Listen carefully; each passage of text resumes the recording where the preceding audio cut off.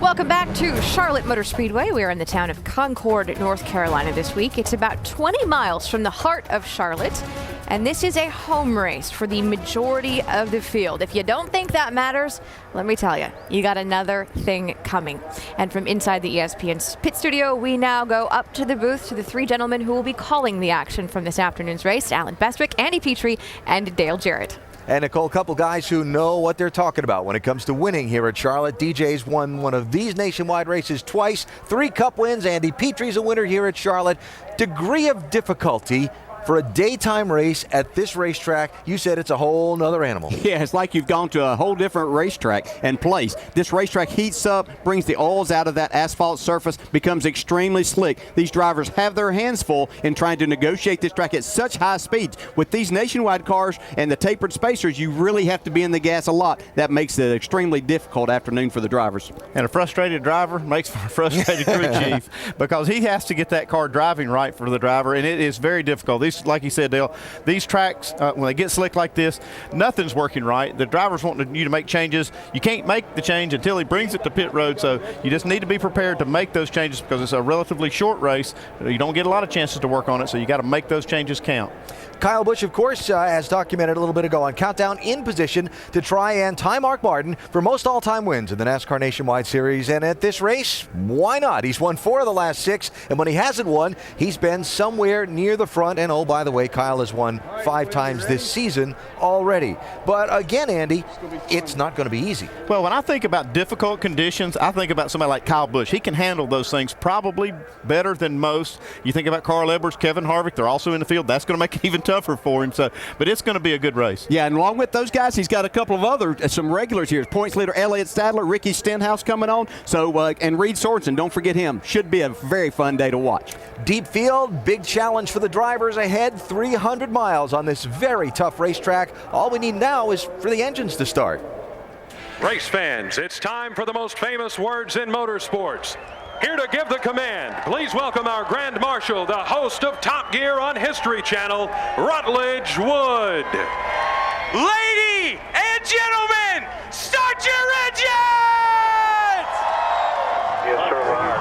Start up underneath. Hey, you see our pit box, don't you, Eddie? I'm right in front of it, yes. Can you tell me how many we are away from the very end pit box and how far you would Somehow I had a feeling that command would be a little energetic today. So, almost time for the green flag here in Charlotte. When we come back, a young man who is having himself the time of his career this last week or so. Ricky Stenhouse Jr. from Victory Lane in Iowa last Sunday to qualifying for his first Sprint Cup race to pole position for this race today here in Charlotte. It was last Sunday out in Newton, Iowa, when Ricky Stenhouse Jr. joined the club. The club being NASCAR Nationwide Series race winners. Outran a couple of good ones to get that victory. Carl Edwards and Brad Keselowski. Then Stenhouse got the word that he was going to sub for Trevor Bayne in the Wood Brothers Sprint Cup car at Charlotte. Qualified 9th for that race on Thursday night. Now he's on the pole for today's race. He is also our in-race reporter here at Charlotte for the Top Gear 300. While you look at the starting lineup come across the top of your screen, let's give a chat with Ricky. Hey, Ricky, Dale Jarrett, ESPN. You have a copy? Yes, sir, Dale, I got you. All right, Ricky, let me start by saying congratulations on last week. That was a fun race to watch you win. Our first question comes from our mailbag. Domindu from Vista, California says, Ricky, after winning at Iowa last weekend, what kind of momentum does that bring you the rest of the season in your drive for a championship? Well, thank you, Dale, for about the win. It carries us some good momentum. We got some confidence. We felt like our Black Angus beef team could get the job done early in the season. We might have let it slip away a few times, but we kept working hard and we finally got it done. And hopefully we can take this Fastenal Mustang to victory lane. It's a good run for our championship right now. Well, I know it's a big weekend in a lot of ways for you, and I'm sure that you've stood down in the Nationwide garage and watched these Cup drivers practice and say, man, I wonder if that's an advantage. You just got out of your Wood Brothers car a little bit ago. Did you learn anything about this racetrack? Definitely learned something about the racetrack. Just glad good opportunity for us to run that Wood Brothers car. And we learned that if the sun is out just a little bit, man, this thing gets slick. And if it gets behind the cloud, you can run it a little bit harder. So that's one thing I learned that should help us today. All right, Ricky, thanks for talking. Good luck. Try to make it 2 in a row today. Now, Andy's going to talk to that winning crew chief, Mike Kelly. 10-4. Thank you, guys. Hey, Mike, Andy Petrie in the booth. Do you have us? Sure do, Andy.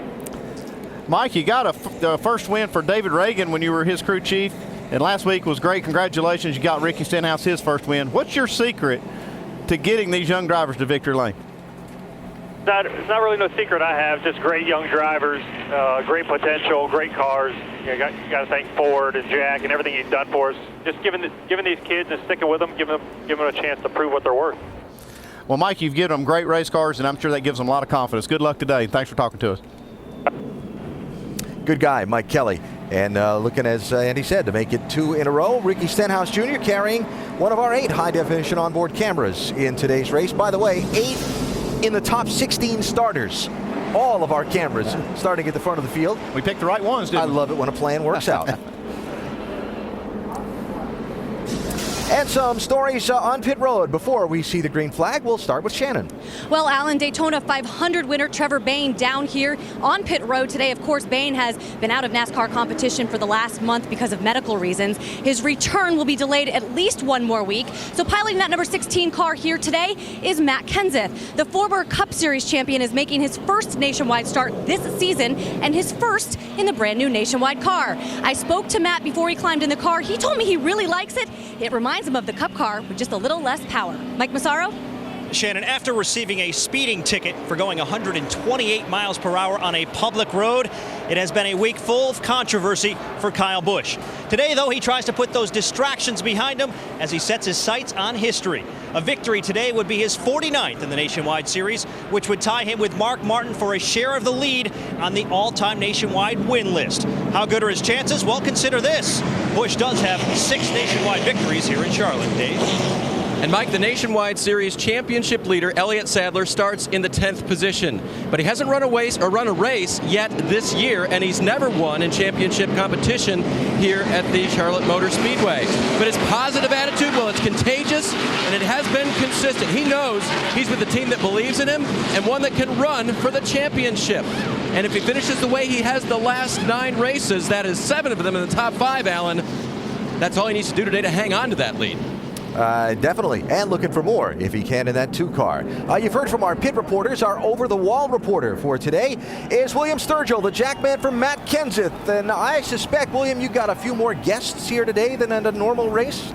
Yes, it's very nice to be in Charlotte, and you get to have your friends and family come. And, we like to put on a show for them, and we've got Fastenal on the car. And look forward to a good race, starting 135. For Roush Fenway, and maybe you get to take some victory lane pictures with him later today, too. Good luck today. Be safe.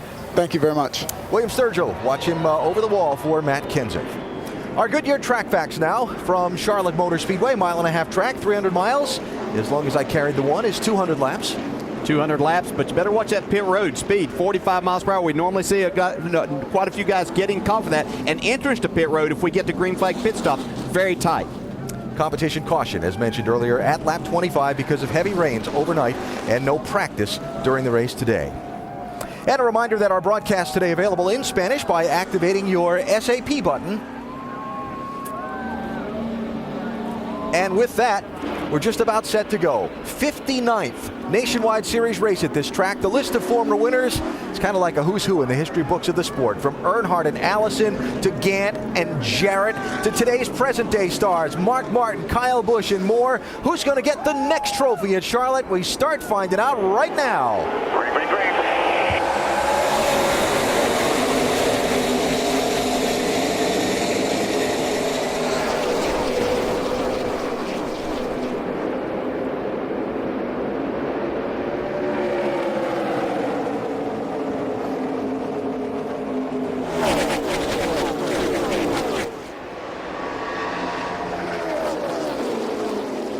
First side-by-side, 4th place, Sam Hornish in the yellow 12, sliding in front of Kevin Harvick.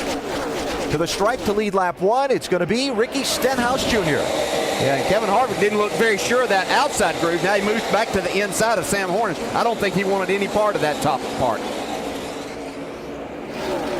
Wow, Harvick with a big slide there in the 33. This is the most grip they're going to have for this run right here early. So track's going to get slick. You see a lot of sun on the racetrack. That's Joey Logano in the 20. Diving down low, that orange car, 30. That's Casey Kane today. Remember this race last year? Driving the 38 car, he had an 11-second lead in the early stages of this race, then had an electrical problem, wound up finishing 4 laps down. You can see Justin Allgaier all the way up against the wall there, too. As Raikkonen pulling up alongside him. They've been struggling a little bit, Justin Allgaier, with that 31 car. Made some changes right before qualifying. Qualified decent, but boy, he's searching for racetrack. DJ, what do you think these first laps are like for these drivers who didn't get the chance to practice the Sprint Cup car? The nationwide only guys last ran Thursday night. They ran their 2 laps of qualifying this morning. We had heavy rains on this racetrack the last 2 days. Yeah, I think they're seeing a completely different racetrack. Temperatures up. This racetrack is just so slick right now. I think a lot of these guys are just filling it out. Know they've got to get through these first 25, Andy, and then make some adjustments. Yeah, I see some cars already slipping and sliding. Eric Almirola, we saw him slip a little bit. Kyle Busch, his car is not that good right now, so I'm sure he's giving some feedback on what to do when that caution comes out. That's Kyle back in 7th place in the 18. Logano there trying to slide under him for that spot in the 20. Logano running in 8th. Thing about Kyle Busch, he'll find a place on the racetrack to make his car go fast, to give him enough time to search. 5 inches off the racetrack. Sounded like Kyle to me. Yep. He's just saying what the car feels like. You know, he's going to give him this feedback, and sometimes they exaggerate, but that's kind of what you need. I mean, you need them to tell you what they think the car is doing. And he's basically saying he has no grip, that when he goes to turn the steering wheel, the front won't turn, and if he tries to give it gas, he doesn't feel like the back's in the car into the racetrack either. Got enough to get around Sam Hornish there, pick up the 6th spot. That's Jason Leffler, 38, left of your screen, and Cole Witt, young driver originally out of California, championship leader in the NASCAR Camping World Truck Series currently, and he's in that 99 car today, and he's running 14th right now. He's in a good race car there with a good team that has a lot of experience in this series. I've watched this young man in the trucks. Very, very impressive. Knows how to go fast, takes care of his equipment, so 300 miles here today will do a lot of good for him. That's 12th place, Reed Sorensen, 32, Brian Scott in 11. Sorensen really looked like he had a chance to win last Sunday in Iowa. Had a great car, had one section of the race where they're just didn't handle good, but that was the only time that they weren't really a winning car, but it did keep him from winning. Right now just not able to clear Brian Scott. Boy, that's a difficult position as a driver to be in down that inside. You're wanting to go and clear, knowing that you could get in front. You could have all of that air on your car, but you have to be extremely careful right here down the inside. Not all of that air is going to your spoiler. Easy to get loose on the entry to the corner. Fanning out ahead, Elliott Sadler in the 2, Eric Almirola in the 88, and the 22 is Brad Keselowski as the side-by-side race continues behind them.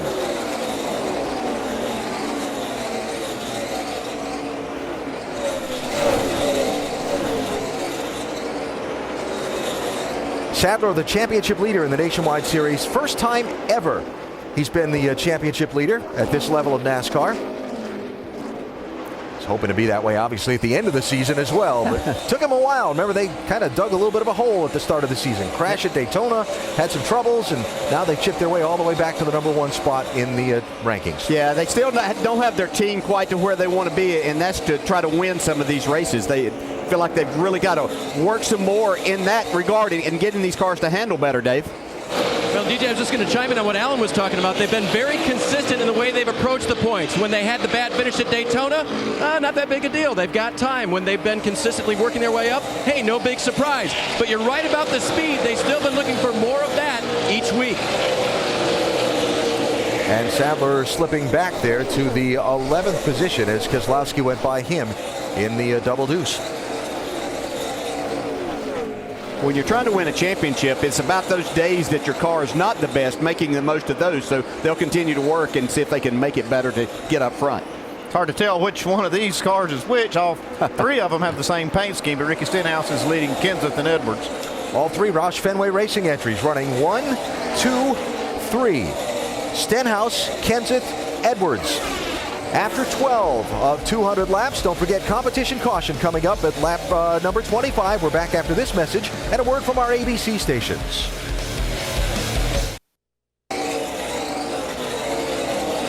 The Top Gear 300 Charlotte Motor Speedway for the NASCAR Nationwide Series. New leader in the race, actually twice in that short commercial break. First, it was Matt Kenseth in the 16 that went by Ricky Stenhouse to take the top spot. And now you see Carl Edwards in the 60 has gone by Kenseth. So Edwards, the third different driver out in front. First of those two lead changes happened up in turns 3 and 4. Ricky Stenhouse looked like he might have gotten a little bit loose there. Matt Kenseth took that opening to the inside. Clear. And a pretty similar looking picture. Just the opposite end of the racetrack. Actually, no, it wasn't either. That was in turn 4 also. Yep. So the top 3 cars a couple laps ago, all Roush Fenway Racing cars. Now Kevin Harvick has slipped by Stenhouse, and Harvick now up to third. After Carl Edwards winning the All-Star race last Saturday night here, a lot of folks in Charlotte talking about horsepower, handling well under the straightaways for these Fords.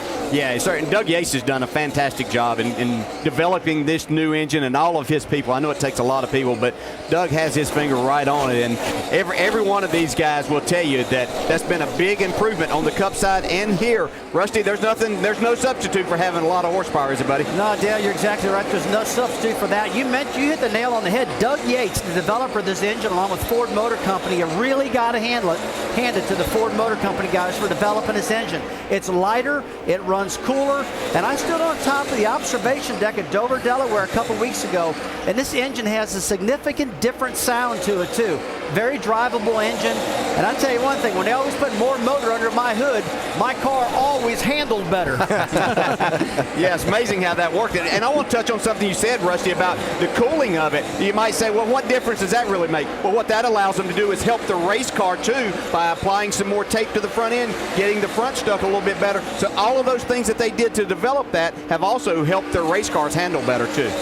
It's all about efficiency, making everything work is at peak performance all the time. And that's, like you say, the engine running cooler lets you do so many more things. And it's always important to get your car to handle. Handling is a big, big part of speed, but nothing controls the speed of a race car like the motor. Shannon? Well, moments before the race started, Carl Edwards told his spotter, Jason Hedleski, watch where the other guys on the track are running. He really thought the different lines were going to come into play here. He spent most of the race just trying to figure out where his car worked best, having him talk him through where the 16 and the 6 were on the racetrack. Right now, the car is very good. He says he is beating the other guys on the gas. That's where he loves this car. It's just a little bit tight in the middle. And while Shannon was reporting on Edwards, you saw Kyle Busch move up a spot and kick the pole sitter Ricky Stenhouse Jr. back to the 5th position. Yeah, I got a feeling those other spotters are probably hearing their driver say, where's that 60 car running? Waiting on the competition caution in just another lap or so. What's the 18 team saying, Mike? Alan, we heard him radio in not too long ago talking about the car plowing. Well, it seems as though they've done a little further diagnosis. Let's listen in. I don't know if I was just in a particular spot underneath those guys when I got an arrow push going on or what, but it happened 3 laps in a row, so that's why I was like, it's plowing. Now that I'm on the bottom and I'm running my own lane and I'm not messing with anybody, it's okay. It's still, if I try to drive it harder, it has a right front harshness to it. Okay, as long as your entry stays good, we'll get those rubbers out of the left rear. That'll help that right front. So we talk about just how difficult the conditions are. I mean, you heard Kyle just jump in there right away saying he's got a real problem, but he's able to adapt to that and work with it. And now that he's run a few laps, he knows that, okay, my car's not driving like I want, but it's going fast enough for me, so let's don't do anything that's going to take us out of the ballpark. And you heard him talk about making an adjustment that Tim Brewer talked about earlier, was taking rubbers out of the left rear, adding them, so they have rubbers in there that they're going to take out, as you see now the yellow waving for this competition yellow. After the lead lap cars completed their 25th lap, caution put out as they work the 26th. And Carl Edwards will be the first one to get to pit road here in a moment after the pace car gathers up the field. So now that all-important communication back and forth, the feedback from the driver, the crew chiefs with the decisions, where do we go, what do we do? And on an early competition caution, we see any two-tire stops? Yeah, very possible we'll see that. At least from some guys in the back that thinks, the best thing that can help your handling of your car is to get some air on the front of it and get some clean air. Some guys may opt for that and maybe get two tires. We'll see. But when the track is as slick as it is today, it's just so hard to make that work. Yeah. I promise for some of those drivers, that caution couldn't come through. They probably thought they'd run 50 laps in trying to fight that thing for 25 just to get to this point. Had 5 cars go to the garage in the early going. Carl Long, Mike Harmon, David Green, Kelly Byers, and Jeff Green have all retired from the race. Pit road is open. Time for the over-the-wall men to do their job for the first time today. Track position gained, track position lost. Can happen right here.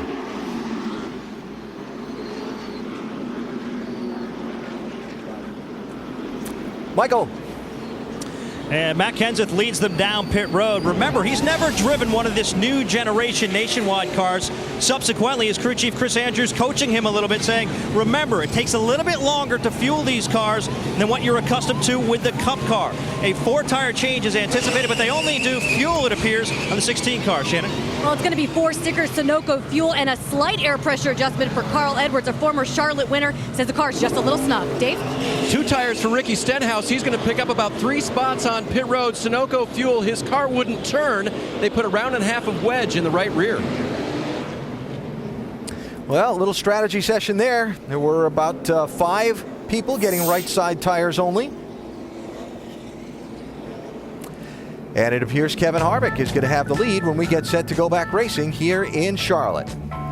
Restart in just a minute. Celebrating 100 years of the Indianapolis 500.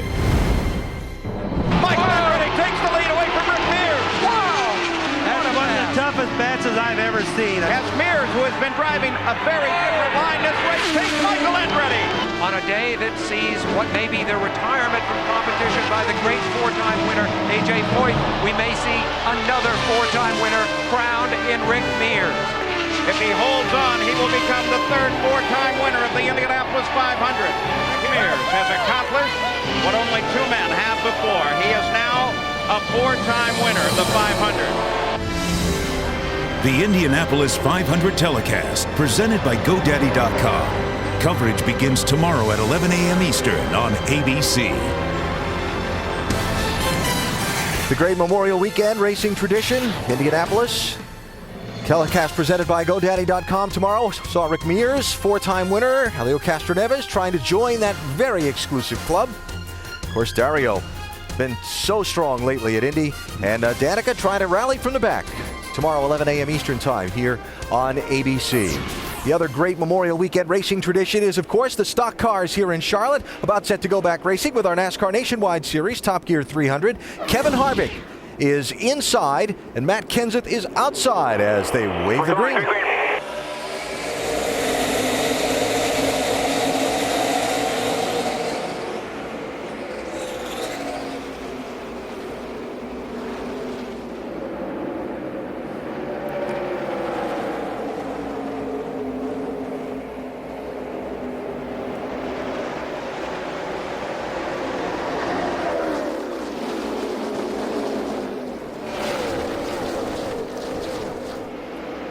Using every bit of that racetrack up in 3 and 4, aren't they?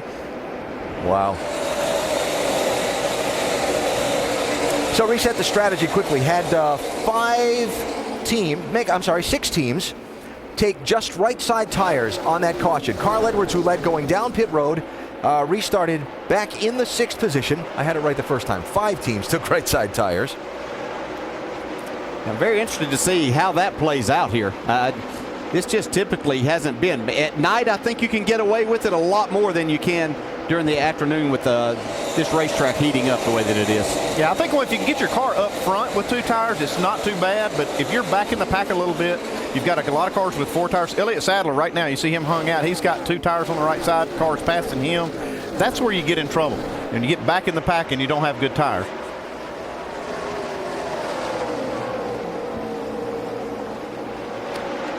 Jason Leffler in that 38 car. They had a penalty on pit road, tire violation. You have to keep the tires controlled to the inside half of the pit box before the car leaves.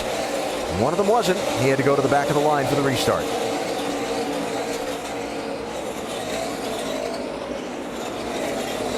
Well, you see, caution is coming out. Chasing his car. There is one car that has popped the wall. Debris from Robert Richardson's car has put us under yellow for a second time. Yeah, he's popped it pretty good on the right side.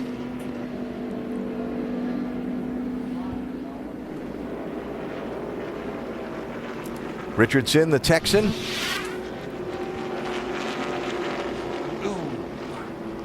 That situation we're talking about, they get underneath somebody and that car gets really loose. Derek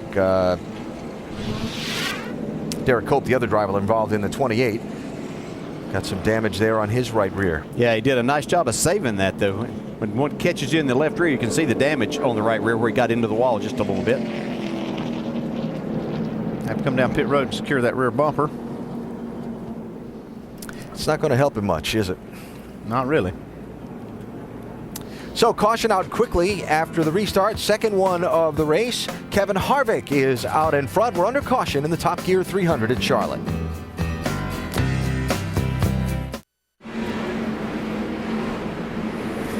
From high above at Charlotte Motor Speedway, aerial coverage by Goodyear. Everything Goodyear has learned making tires for the proving grounds of NASCAR inspires what they roll into yours. Goodyear, more driven. 36 laps complete so far here today. Kevin Harvick is your leader. Already, though, seeing some interesting strategy playing out. Yeah, a lot of guys are just trying 2 tires versus 4 tires, stuff like that. The 16 car, Matt Kenseth, he just put 2 tires on that Ford of his. He's trying to see if it's going to work early. They did, Ricky, have the 25-lap mandatory caution, as gave these guys some time to work in these cars right now, get them tuned up a little bit. And take a really good look at those tires that came off. Now, Mike Beam gave Carl Edwards 4 new tires. He told me earlier in the day, Ricky, we've never run less tape. When you take tape off, you lose grip on the front. I don't think Mike wants to create more of a deficit for Carl. He's saying, I'll give you 4 tires. You move around the racetrack, do what you got to do to get the track position back. Also interesting to see Kyle Busch was complaining a little bit earlier of it plowing in the corner. Now he seems to be okay, running in 5th. Yeah, and I think that goes back to the early part, the adjustment of not having a lot of grip on the front because of that lack of tape. So again, the burden is on the drivers having to make an adjustment inside the car and on the racetrack. About to go green. Kevin Harvick will lead the way. It is Ricky Stenhouse Jr. on the outside lane. Let's get it back upstairs, AB. Nicole, thanks.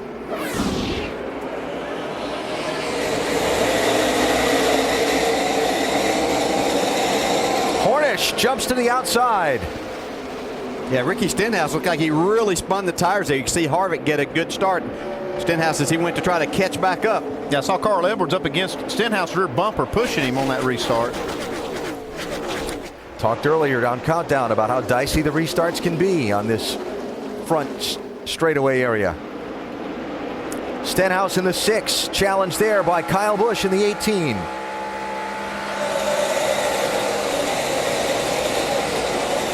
And Casey Kane to the bottom in that orange car, the 30. Oh, whoa, and up the look out. racetrack. Oh. Regroup.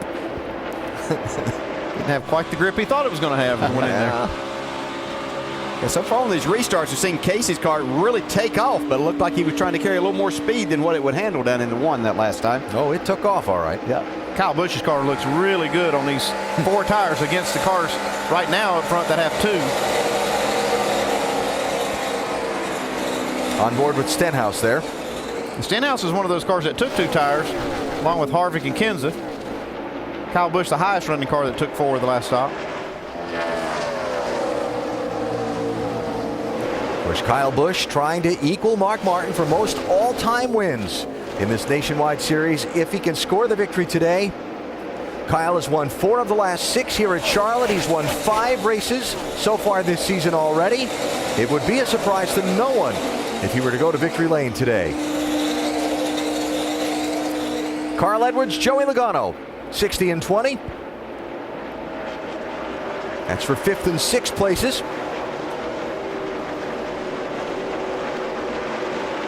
And right side, Almirola, 88.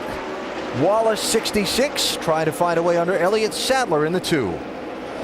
Yeah, I don't think Elliott's finding these 2 tires to his liking at all. And you have to wonder sometimes, Andy, in putting 2 tires on a car, I know that you want to kind of know maybe for a late race situation, but you got a car that's not handling well. It kind of makes it hard to make an adjustment, too, because you don't know if, is it the tires or is it still our car? Well, that's the thing. If you're not right and you put 2 tires on, you make an adjustment, you don't know if that's the way you need to go. You almost have to have 4 tires on and a full run to know if your car is where you want it to be. And Elliott Sadler looks like he's really struggling today. Unfortunately, Andy, he is. He said it's basically the same into the corner. This was during the last run, but it's way tighter through the middle. Steve Wallace there challenging Sadler for that position. That's all the way back now at 12th and 13th spots.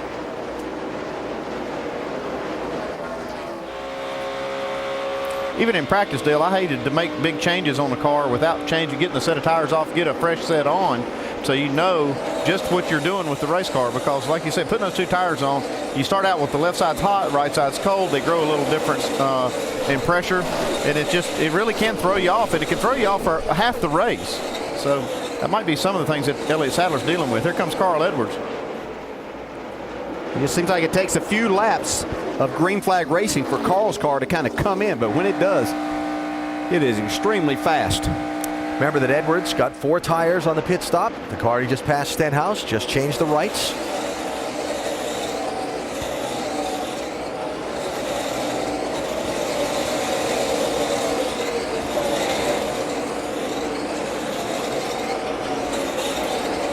Joey Logano, Brad Keselowski, 6th and 7th spots. That's Kane right behind them in 8th.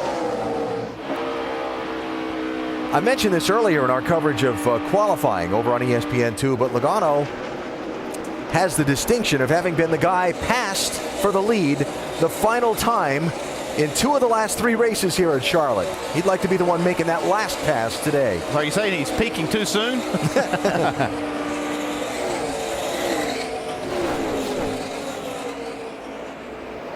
And Brad Keselowski in that 22. You talk about Elliott Sadler earlier, working on speed. Keselowski, the guy that had speed last year, in fact won the last Nationwide Series race at this racetrack, and yet this season they just have been off that little bit. Well, we talk about chemistry, and last year he and Paul Wolfe, his crew chief then on this car, has moved on to be his crew chief in the Cup Series on the 2 car. They really had a good thing going. Now they've changed. They got Todd Gordon, which is a very capable crew chief over there, but it's just not the same chemistry they had last year, and it's going to take some time for them to adapt. And with a driver like Keselowski, they'll get it. It's just going to take a little time. Well, getting a race for the lead, starting to heat up front. Kyle Busch chasing down Kevin Harvick. His 2 tires holding up pretty well on Harvick's car. Like I said, he's got that clean air on the nose. That's worth a lot. If and when the cars behind him get by, it may be a little more difficult. Looks like that might happen soon. Here comes Kyle Busch in that 18.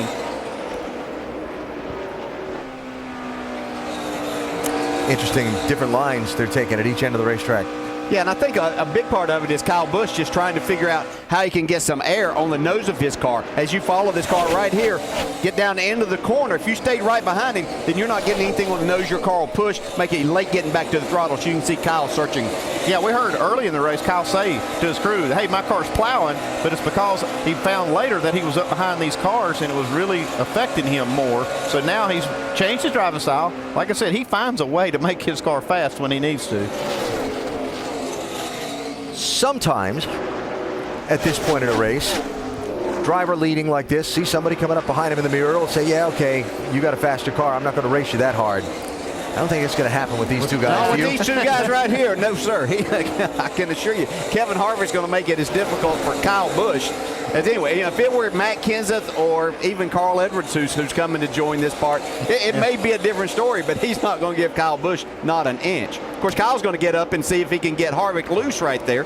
See Harvick get back to the gas in that 33 really good and get a good drive off the corner.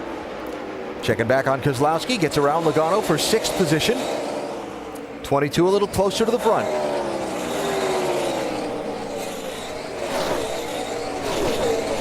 .3 seconds behind that race for the lead at the moment.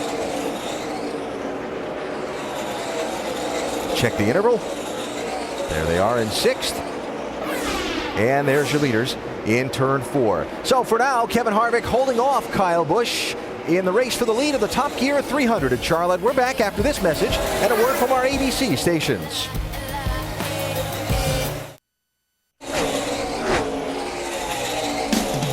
The NBA Finals get underway Tuesday night here on ABC. LeBron James, the Miami Heat, taking on Dirk Nowitzki and a Dallas Mavericks team looking for its first ever NBA title. It's the NBA Finals on ABC. Coverage begins at 8:30 Eastern with the Buick Regal NBA Countdown. The game can also be seen on ESPN 3D. Looks like the decision was a pretty good one. Do you think? I don't think he regrets it. Here at Charlotte, we are a quarter of the distance into today's Top Gear 300. Kevin Harvick is the leader, 33 on the left of the screen. Kyle Busch is chasing him. Kyle also chasing an all-time series mark if he can score a win today. They have moved out in front of third place Matt Kenseth by about a second. Kenseth in the 16 today for Trevor Bayne. Bayne returns to the seat of that car in next Saturday night's race at Chicagoland Speedway. Carl Edwards is in 4th position, followed by his Roush Fenway Racing teammate Ricky Stenhouse Jr., the driver that started on the pole today. Have to say these 2 tires looking pretty good. Yeah, I'm thinking so too. And watching that, if you can get your car, like I said, out front on 2 tires, you can make it work. A little deeper into the top 10. Brad Keselowski running in 6th. Casey Kane is fallen into line in 7th place. And in the 8th position is Joey Logano. As always here at Charlotte, a race tends to be dominated by the Cup drivers with their added experience on this racetrack. Let's check back on some of the Nationwide Championship contenders. We go up to speed with Nationwide Insurance, starting in 9th position with Shannon. That's right, Reed Sorensen currently holding down the 9th position. Alan, you spoke earlier about the frustrations we heard over the radio last week. Reed Sorensen, of course, led 77 laps in Iowa. He told me today, we should have won that race. So what happened? Well, they had a tire going down. They didn't figure it out until they came down pit road. Right now, as we see that pass for the lead, Kyle Busch going around Kevin Harvick. Of course, Kyle Busch on 4 tires, Kevin Harvick on 2 tires as he makes that pass and goes and takes the lead. A little bit further back, of course, Reed Sorensen. Guys, it's still going on. We're going to throw it up to you. We'll get back to this. Well, we said Kevin wasn't going to give him anything. Now, I don't think he's going to be able to do anything about it, though. Looks like Kyle's got a better car at this point. All right, so Kyle Busch out in front. We were going up to speed. Mike, how about Eric Almirola? And hanging on to the top 10 is Eric Almirola. They've got to feel pretty good about this run, considering the frustration this team has experienced over the course of this year. I spoke with his crew chief earlier this weekend, Tony Uri Sr., and he told me we just cannot figure out what it takes to make this car go fast. They're in the top 10, but still looking for some overall grip. Just behind him, you'll find the 12 car. That's Sam Hornish. Talk to Sam Hornish a little bit about the dynamic of being here in Charlotte while everything's going on in Indianapolis. You remember, he is a former Indianapolis 500 winner. He said he doesn't mind. It actually makes him feel a bit like a kid. He likes watching Indianapolis on TV and not having the nerves. The nerves, though, are regarding this race car. Wants to put on a good show. He only has 5 more races on his schedule for the year. Wants to add to that by showcasing his talents today. Jason Leffler is behind him. He told me before the race began, the objective today, get through the beginning stages of this race without experiencing any problems. That, however, was not the case. They had a penalty on pit road as a tire got away. They're trying to rally back from that right now. Stephen Wallace is behind him. Car is relatively good, but could be better for sure, saying it was neutral. He's also looking for some rear grip. I talked to Steve Wallace before the race, asking him what his strategy was. He said, simple, go to the front. Sounds a lot like his dad, Dave. We've been talking about Elliott Sadler falling back from that 2-tire pit stop. Ernie Cope made that move because they were running 15th. They picked up 10 spots, but it might not have been worth it as he continues to run a very tight race car, Mike. Justin Allgaier coming off a race where he started at the back of the field, of course that being Iowa last week, with a backup car. They raced all the way to an 8th place finish, something he described as an immense success. Trying to build on that today with a little bit of momentum. Justin Allgaier saying the car is just a little bit free in. They want to snug it up the next time down pit road. Brian Scott just behind him, spoke with him before the race. He said studied this racetrack quite a bit over the last week or so, watching every event that was here, the Truck Series race, the All-Star race, the Showdown, trying to get a sense of the trends and how important track position would be. That was on his mind going into this race. So far, though, he hasn't been able to make much progress toward the front. The car just a little bit too snug for his liking. Last week at this racetrack, Mike, Cole Witt ran a NASCAR truck to third place behind Kyle Busch and Clint Boyer, Sprint Cup stars. I asked him if he learned anything that race. He said, yeah, restarts. He said, no matter how much you practice during the day, you get laps and laps and laps. You can never expect yourself to learn restarts. The only time you get to do that is during the race. So I tried to pick up as much as I could. Right now, the car will not turn in the middle of the corner. Behind him, the 87 of Kimi Raikkonen. In practice, Kyle Busch took this car out for about 6 laps and pronounced it a good race car. Kimi got in it and said, it's way too tight. At the beginning of the day, way too tight. But they got him loose. He said way too loose, but coming to him during this run. Alan? Still on the lead lap.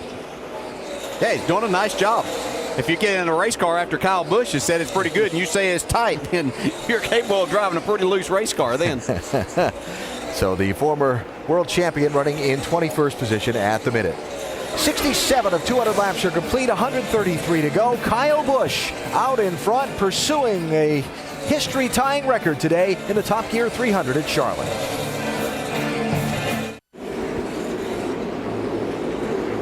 Back at Charlotte Motor Speedway in the Top Gear 300. Make sure to go to NASCAR.com for all your latest NASCAR information. That is Jeffrey Earnhardt, who has just brought out the third caution of this race. Not all that far away from when we would have seen green flag pit stops. And we're about 10 laps away from seeing that. Now we'll get to see him under caution. See Jeffrey taking his car behind the wall. That's over on the back straightaway where he turned it in. He's getting off the track because there's probably some fluid coming out of it. I would bet NASCAR asked him to do that, and they'll get him back to the garage area from there. Jeffrey, the 21-year-old grandson of Dale Earnhardt, making just his third career Nationwide Series start, hoping to run a limited number of Nationwide Series races before the season expires. In fact, just picked up some additional sponsorship to run a couple of more races from the Arena Football League's New Orleans Voodoo team. All right. That'd be an interesting paint scheme on a car if you've ever seen the Voodoo colors. Jeffrey was 27th and on the lead lap at the time of his troubles. So for Kevin Harvick, the two-tire call, good information gained from the last pit stop. Great. I mean, that was a great call. They ran good through that run, came back second at this caution. Now, I don't think they'll be able to do it on this round of stops. No. We might see somebody else, but we won't see them doing it. Looking back, good move on their part. Worked out pretty well for them. Yeah, and so a lot of crew chiefs went to school on that, and they'll use that information late in the race if they need to. Yeah, I think we'll see most of them for 4 tires here. Kyle Busch leads him in, Mike. And he has not been happy with his race car all afternoon, Alan, saying the car was plowing. He's having difficulty passing. They're going to make a 4-tire change here, take on Sunoco race fuel, also some air pressure adjustments, but otherwise nothing dramatic on the 18 car. Just going to ride it out and see how this thing comes in as the race wears on. With 73 laps on those left side tires, the crew chief told Kevin Harvick, good job hanging on. They're going to make 4-tire change. It's a little bit tight, but we're going to see how that 4-tire affects the handling of this race car. Dave? The 2-tire stop cost our pole sitter 5 positions during that run. He gets Sunoco fuel. He'll get 4 tires this time, wedge, track bar, tape on the grill. Got to make that car freer for Ricky to be able to drive it. Still on pit road, getting that last adjustment, and now he's gone. Going to lose one spot there. Nice move by Joey Logano's pit crew, while Matt Kenseth's struggled a bit with their stop, and he loses 5 positions down to 8th. It'll be Kyle Busch leading them to a restart when we come back to Charlotte Motor Speedway.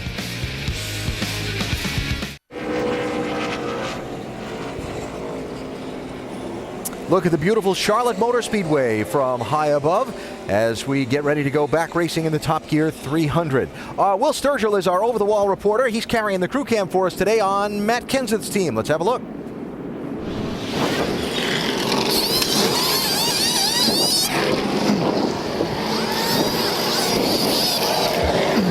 Here we go around the car. Nice and smooth, consistent. Get it up. Check everything off, check everything off.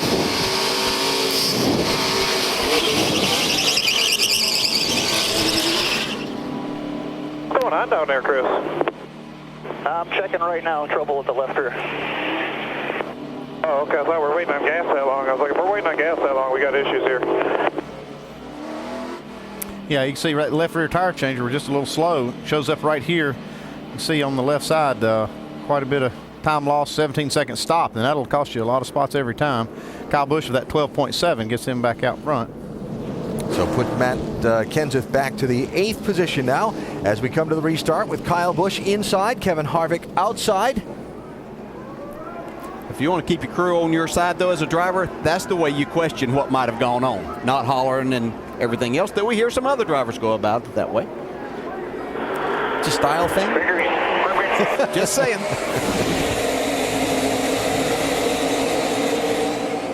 Harvick was ready for Kyle Busch on that restart. They're side by side. You see Harvick has a lot more confidence in that race car this time. At the beginning of the race, he fell back like 5 spots on that high side. The racetrack's coming around too, but looks like Kyle Busch is going to get the advantage off 4. Well, when you don't let out of the throttle, you'll get an advantage. Man. Kyle back to the lead. Harvick has to fall in 2nd. Edwards is able to squeeze in front of Keselowski for 3rd. Now Harvick going to try the bottom for the lead in 1. Oh, you hear him have to get out of it. He's going to lose 2nd spot here just because of that. You see Carl Edwards coming. Here comes Brad Keselowski. That's the worst possible place to have to back out of the throttle, is coming off the corner, because you lose all the momentum down the straightaway, and that's what cost Kevin that spot. Like I say, may lose another one or 2. Happened to be watching Sam Hornish come off a 4. Rusty had talked about earlier coming off toward the flat. Sam Hornish had his car completely sideways there. Did a nice job of gathering it back, though. Take another look at it. Check out Sliding Sam. Right there. That's that spot you're talking about, boy. You can get so loose right there. Grab a handful of steering wheel. Hello. And pray. Stenhouse 6, Kenseth 16. Matt trying to make up some of the ground lost on that pit stop a minute ago. Remember, he restarted 8th. Trying to take 4th away from Stenhouse. You're looking ahead from Brad Keselowski, who's just slipped back a couple of spots.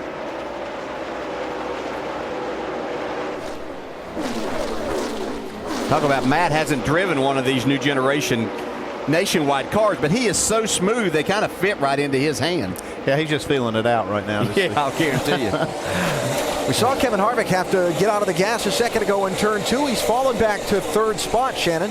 Well, Alan, Kevin Harvick came over the radio and said, we are really tight in turn 2. He's also chattering right now. That car is chattering. That is something they dealt with in practice. Caution on the racetrack, guys. 81 car of Blake Cook. That has all the makings of an engine failure. Yeah, well, that's not good there. You see a ton of smoke coming out from in the wheel wells and under the hood. Needs to keep that thing off the track. Felt like it was the rear end of the tranny. Might look a little further up. That pink race car, by the way, trying to promote awareness of the cause of fighting breast cancer. Cook's mother, a breast cancer survivor. And the day not going to end here in Charlotte the way that he, the team, or the cause would have wanted to. When you blow one up like that, though, it's actually good fortune that he didn't crash it. A lot of oil coming out of it. It actually happened down the front straightaway. He got the car to the apron very quickly, but as you said, Andy, oil coming out like that, you can still spin, so he did a nice job. But beautifully painted car.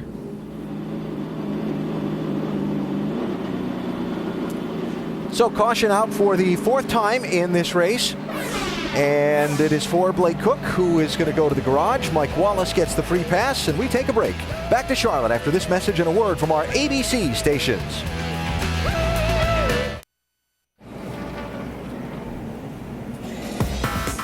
Charlotte, North Carolina, the Queen City, where we're racing in NASCAR today and tomorrow. Tomorrow on ABC, it is the 100th Indianapolis 500 in another very beautiful city. Telecast presented by GoDaddy.com starting at 11 a.m. Eastern Time.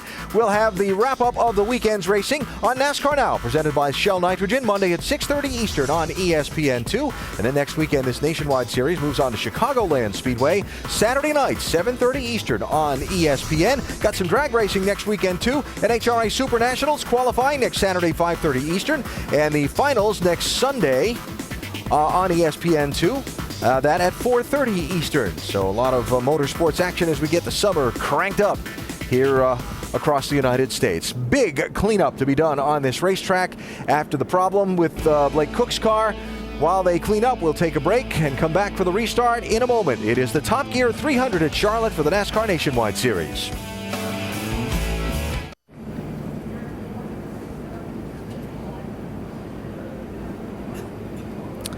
Sunny, warm afternoon here at Charlotte Motor Speedway, where the Top Gear 300 is under caution.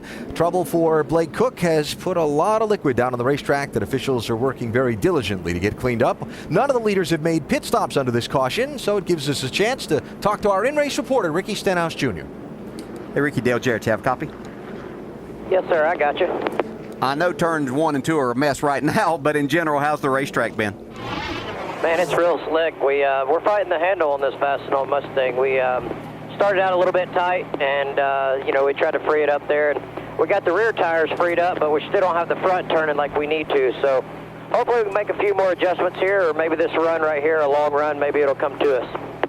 How about on the restarts around other cars? Does that make it more difficult? Are these cars that aero sensitive? It is. If you can get to the right rear of somebody, you can really slow them down if you're on the outside. I feel like if you're not on the front row, the place to start is the outside. But, the front 2 rows seem okay to be on the bottom, but definitely the further back you get, I think the higher on the outside is where you want to be. Okay, Rick, thanks for talking with us. Good luck. Thank you.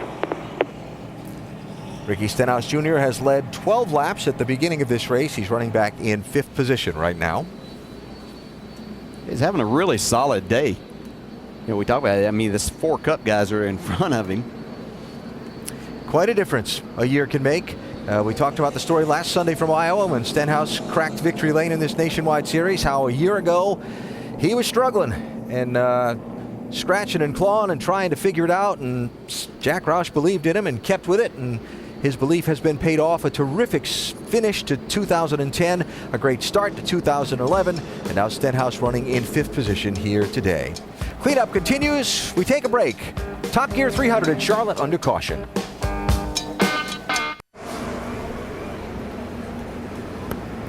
The shot from high above, area coverage by Goodyear. Everything Goodyear has learned making tires for the proving grounds of NASCAR inspires what they roll into yours. Goodyear, more driven. Already been 89 laps complete of 200 here at Charlotte Motor Speedway. Kyle Busch is your leader as we get you go with the reset. Current leader, like we said, Kyle Busch. Been out front for a little bit. The lucky dog under this caution will be Mike Wallace, and the points leader, Ricky Stenhouse Jr., currently running 5th. All of the top 5 started within the top 5. What have you learned so far? Well, what I've learned right now is that these guys put right side tires on around that lap 25 caution. That worked really, really good, so they've got that in their bag. But one of the drivers I'm watching right now that I'm pretty impressed with is Kimi Raikkonen, an 87 car. He's 16th right now. He's been strong throughout the day, no problem. Awful good run for this first timer here at Charlotte. Yeah, the drivers are going to have to give some great feedback and decide which lane they choose, which lane they favor, because the crew chief can only do so much with a track this slick. Pace car diving down pit road. You know what that means, Alan? Time to go green. It means Kyle Busch has got Carl Edwards to his outside this time for the restart. And what's a pretty good crowd for this nationwide race on their feet, as always, when it's time to wave that green flag.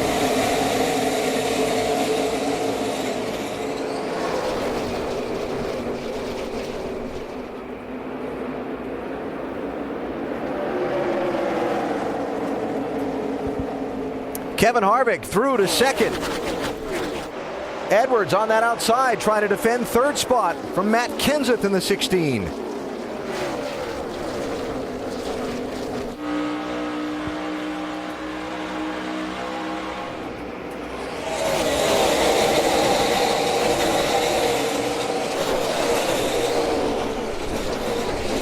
Rusty talked about that tricky turn 4 during NASCAR Countdown earlier. Every time you watch the first couple laps after one of these restarts with the guys coming through that corner 2 and 3 and sometimes 3.5 wide, I'll call it. They can't get fully 4 wide. You sit there and you go, ooh, ooh, ooh, you know? Yeah, it's very tricky because you get all of that air taken off of your especially your spoiler. Like right there, you saw Stephen Wallace get a little loose. Makes it very dicey. Just hope that guy on the outside is giving you a little bit more room. Such a fast racetrack, such a challenging racetrack for the drivers, especially on a warm afternoon. It's Kyle Busch leading, just shy of halfway. Kevin Harvick is second, Matt Kenseth is third, Carl Edwards fourth, Brad Keselowski is fifth. It is Cole Witt in that 99 car, moved up to sixth position, just ahead of Stenhouse in seventh in the sixth. Couple of the future stars of this sport. Might be able to call Stenhouse a present-day star now, I guess. Yeah, watching Cole Witt here today, I don't think his car was all that great to start this race, but he just kind of settled in, got the job done. At that time, they worked on it, made the car better. Now see him well up inside the top 10. Dave, what are they saying about this 99 car? Well, he was an 8 tight before they made some adjustments on that last run as he gets passed by Stenhouse right there. I asked him this week, though, what he missed about the truck the most after being in this race car. As we see the Roush Fenway cars battling up in front of them, that's Kenseth to the outside, Carl to the inside. He said that big side of the truck, it extends way past how far back a Nationwide car goes, and it's a lot flatter. He said that holds the car in the corner, that flat side of the truck, and I kind of missed that, but he's getting used to these. If Cole Witt is a new name to you, he's 19 years old, originally from Alpine, California, moved to the Indianapolis area when he was 16 to focus on racing, then moved here to North Carolina to focus on a NASCAR career. He is the current championship leader in the NASCAR Camping World Truck Series, and a lot of folks are very high on his future. Look at all this. Well, he's got his hands full right here. Yeah. And we talked about a Darlington stripe back a few weeks ago. He almost got a Charlotte stripe down in 3 and 4, so needs to bring it down just a notch. But that's what he's here to do, learn today. Kevin Harvick being challenged here. Matt Kenseth sliding under him. Wow, that looked close. Yeah, you think about how many spots now Matt Kenseth has made up since he lost, what was it, 5 spots on that last caution. Yep. Shows you how good a car he does have. He fell back to 8th from 3rd, and now he's up to 2nd. That's just driving up through there. Joey Logano 20, Casey Kane 30. This is for 7th place. How about Joey Logano, Dave? What they've been working on, Alan, is the splitter hitting the racetrack. Oddly enough, Adam Stevens, the crew chief, told me during practice that's what they couldn't get away from. Their travels were a little off when they got here. It's still hitting the racetrack. He can't run that low line. It's too loose. They're going to try to lower the track bar next time he comes in, but that's been tough for him. That 30 car of Casey Kane right in front of him, that car has been way too loose. And oddly enough for Casey Kane, that car was loose when they ran it at Texas. Still having similar problems with Casey. And speaking of someone who's made a nice rally, see Jason Leffler in that 38 car there, had a pit road penalty earlier that knocked him back to 28th position at the time. Leffler's cracked the top 10. He's in 9th. Yeah, extremely fast here today. They overcame that. No more mistakes today. We can see him challenging for a top 5. Guess if you're going to have a penalty, it's good to have it early in the race when you get time to make it up. Yep. Andy, we hear that a lot, especially these high-speed racetracks, about these guys not getting their travels right. What's making it so difficult with these new cars? Well, you don't have a lot of available travel in the front because the splitter is only 5 inches off the ground, and it's hard to make that work. I mean, it's you have to do it with coil binding these springs. You miss it by just a little bit, and it makes a big difference. Got it on pit road. Unscheduled pit stop there. Eric Almirola just dropped off the track from 14th place. Must have been giving him a feeling that he had a flat tire, something amiss in his race car. And you'd like to hope that it's something like that. You'd hate losing this position, though. Follow up on that in a minute. Meanwhile, right side of the screen, challenge for the lead here. Matt Kenseth has come calling. I think he's getting the feel for this car now. Yeah, it looks like he may be. I was going to mention earlier, I wasn't sure that we were seeing all that Matt Kenseth, Carl Edwards were showing in their Fords. But I guess they decided it was time that they might want to see that blue oval back out front. Well, that was the halfway mark last lap. You saw the top 3 have put quite a gap back to 4th place Kevin Harvick. Matt hugging that bottom line. See if he can get inside of him this time. Not quite. But he's letting him know he's there. Yeah, you can see the power that he gets. You get a little bit of the draft there with these cars, too. At the end of the straightaway, he was able to pull out and take that inside line away from Kyle Busch. Carl Edwards lurking, looking to follow through. Yeah, I wouldn't look for him to follow that 18 too much. He's going to try to push his teammate by there, I would imagine. Or split them. Yeah, that Matt's car looks so solid through the middle of the corner right there. You can see not even using all the racetrack and lets Kyle get a little bit of that momentum on the outside. I can see Matt going to prevail here, though. Go back to something Ricky Craven said earlier, though, when talking about that tricky turn 4. Sometimes the guy on the bottom side by side coming off that corner is a little on the vulnerable side. Matt made it work there. Yeah, Matt knows that, and he was probably leaving a little bit of extra there, not pushing the issue off of that corner, and then made the pass on the next corner. Yeah, and I think what we're seeing with this racetrack, we see you've got 2 and 3 grooves and lanes that you can use, but if you're going to be winning this race, you better be pretty fast on the bottom.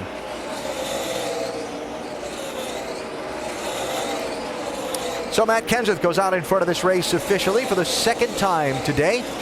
Talked about Eric Almirola on pit road a minute ago. Mike, what happened?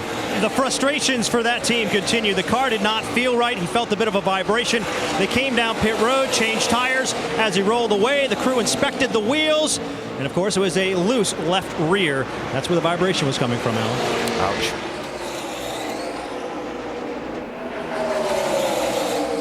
So that puts Almirola a lap down in 29th position. And not only that, but the last car a lap down. Yeah, that's going to be tough to overcome. Yeah, he'll need for this to run through a full cycle of get to green flag pit stops. Stenhouse. Sorry, DJ.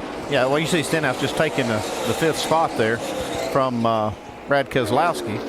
Brad's not having a great race today, but it's not bad. He's been hanging in the top 10. Not able to challenge the cars up in the top 5. Shannon? Well, when I caught up with Brad Keselowski's crew chief, Todd Gordon, after first practice, I asked him how things were going. His word was terrible. He said the car was just very tight. They couldn't get it hooked up to the bottom. They went back to the shop on Friday. They sat down for about 2 to 3 hours. They came back today and they completely punted. They changed a lot of stuff. In fact, he told me I didn't have enough room on my paper to write down all of the changes that they made. Brad jumped in that car, qualified 13th, and has been slowly making his way up into the top 5 ever since. Guys? Shannon, thanks. Race for second place here. Carl Edwards trying to get under and clear of Kyle Busch through some lap traffic.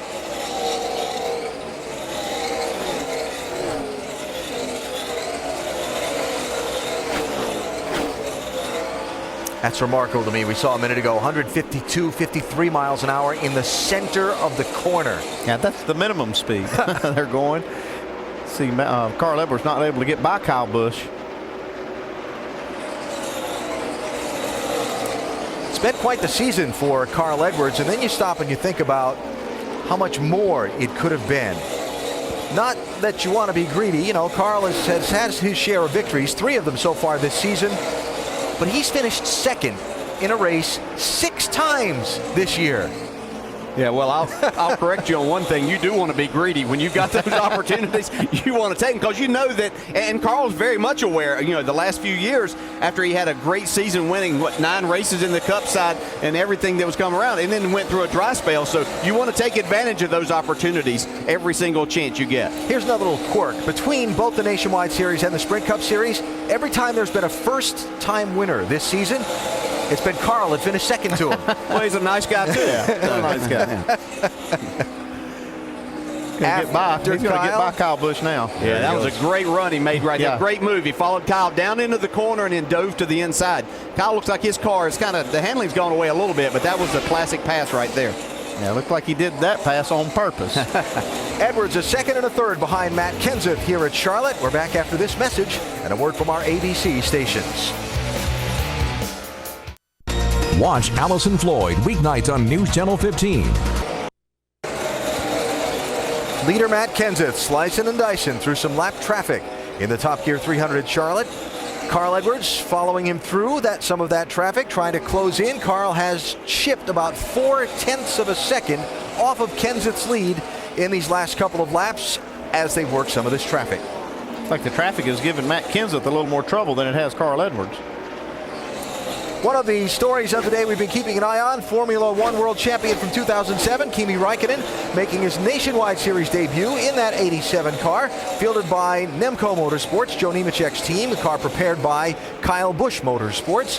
As far as Raikkonen is concerned, he's on the lead lap. He's in 16th place. He's gotten a couple of stock car racing lessons here in the mid part of the race. Yeah, a little bump draft to Stephen Wallace there, but not enough room getting down in there for him. He does a good job, though, saving the car. Goes on here and tries a little different line going into turn 3. See if he can make some speed up top. Maybe just a little too high. Well, it's been fun to watch, and again, Dave, he's on the lead lap in 16th place. Well, now we have to keep in perspective just watching this guy, you know, his second NASCAR race and how much car control he has. Remember, the truck race was here last week. Crew Chief Rick Wren said he learned a lot during that race, including how to be more aggressive. I mean, face it, when he came in here, he'd never been around other cars, been bumped by other cars with fenders on him, at least from the F1 side. So he's really come a long way, and the balance right now, not bad on that car. Remember, started out very tight, loosened it way too much, and kind of came back toward the middle. And of course, the more recent racing that Raikkonen's been doing has been in World Rally cars. Yeah, what I've seen so far in this race, Alan, that guy's got a lot of talent. This is just like you say, his second stock car start, doing a great job. This is a very competitive series. I think it's just what he wants to do with this. If he wants to be a driver in NASCAR, I think he can. Now, we saw Steve Wallace just a little bit ago tick the wall with the right rear corner of that 66 car. And, Mike, that's caused him to slide back just a little bit. Yeah, and what caused him to slide back and actually hit the wall may have been the bigger problem. He's fighting a very loose race car right now. After the contact with the outside wall, hasn't radioed in much, saying it's handled much differently. But before that, he was not happy, saying the car was way too free for his liking. Yeah, this is a real critical part of that race car to have that spoiler bent right there and that quarter panel. You rely so much on that side force. Sam Hornish in the 12, Joey Logano in the 20. That is Logano back in 11th spot now, so day not proceeding like we thought the 20 would. No, certainly not what we've been accustomed to watching Joey Logano, usually right up front, but just shows, I think, the level of competition that we have here, too. What are they saying about that 20, Dave? Yeah, quick update, Alan. He radioed about 7 laps ago. Now I'm tight in the center, but I'm still loose going into turn number 3. So the handling has not been there all day for Logano, and that's the situation now. One of the things when you're loose getting into turn 3, it really hurts the line that you're able to run there and make speed. You need to be able to arc the car in there pretty good, Dale. So if you've got a car that's loose there, it can really hurt you all the way around. Yeah, especially as you race around other cars, and that's if you try to back the corner up some, then you've already got a tight situation. So as you go back to the throttle in the center, then it just compounds that problem. This is 13th and 14th places. Cole Witt, 99. Steve Wallace, 66. Watch what happens right here. They go into shadows. Again, part of the ever-changing formula for making a race car handle on this very temperature-sensitive racetrack. Now the sun's at an angle where it's beaten down hard on the pavement in 3 and 4. But the condos and the tall grandstands down in turn 1 have thrown that into the racetrack into shadow. Yeah, I was going to say, it's not because we have cloud cover just over there at one spot. We just, those condos do that, and that will provide some grip there, but that just makes you fight the racetrack. Yeah, sometimes they can make it worse. You got the car doing one thing in one end of the track, one thing at the other, and then you're, as a crew chief, you get frustrated on what to do to make the change of the car to make it faster. Talking out some strategy here. Leaders were last on pit road at lap 74. Had a long 9-lap caution since then, so we expect we'll see some pit stops around lap 135 to 140 or so. Matt Kenseth is your race leader.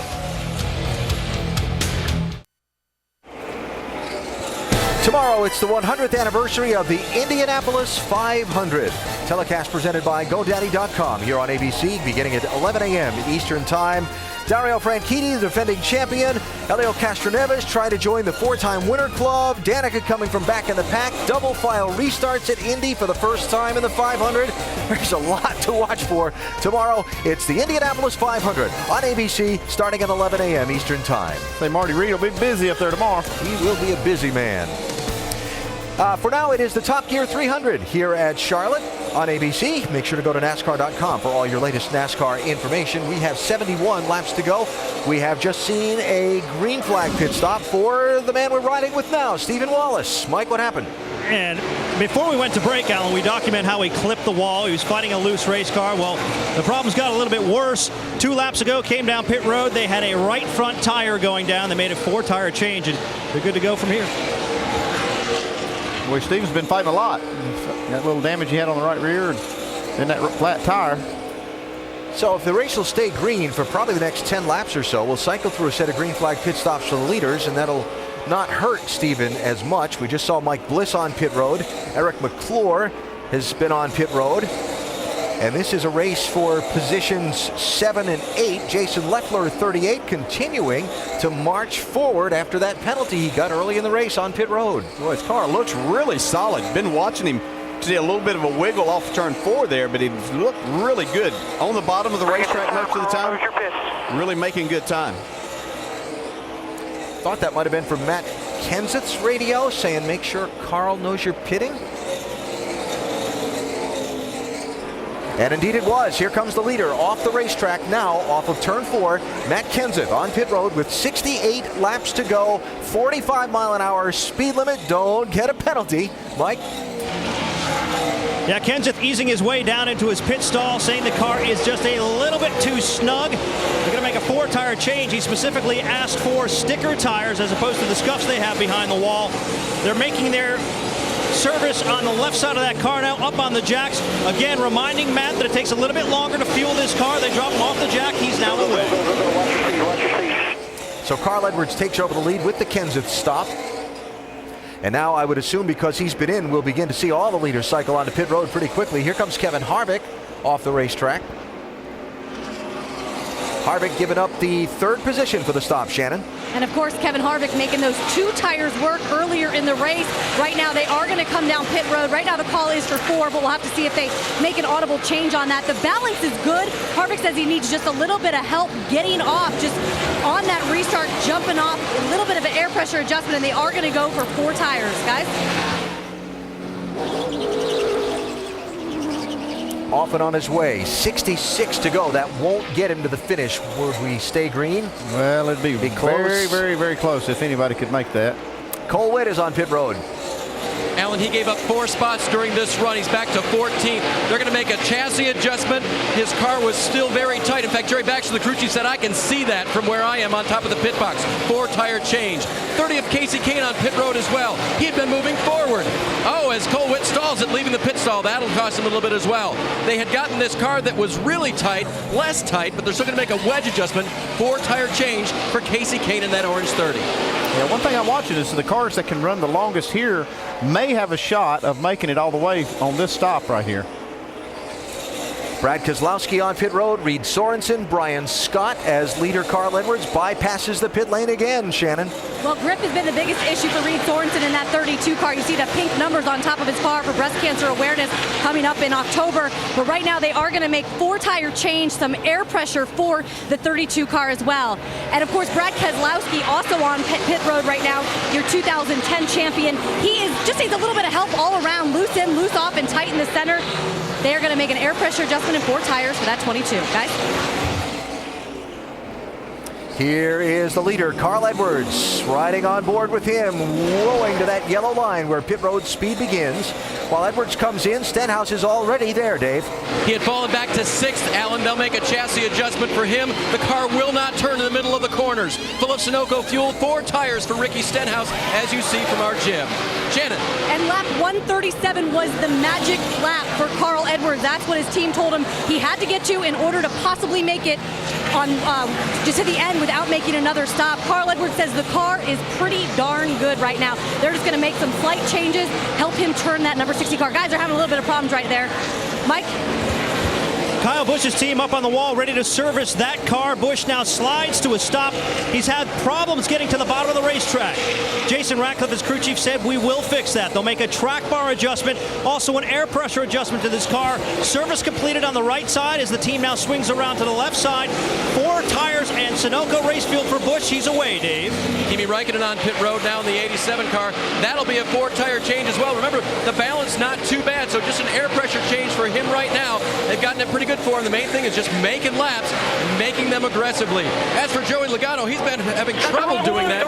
So much to the extent that they're going to make a big swing, according to the crew chief, on this stop because his car was still tight in the center of the corner and loose going into 3. There goes a chassis adjustment, 4-tire and air pressure change for Logano as well. The 2 car of Elliott Sadler had been running in the 15th position right behind him. Remember all the problems they were having earlier. It'll be a wedge adjustment for Elliott Sadler and a 4-tire change. Mike?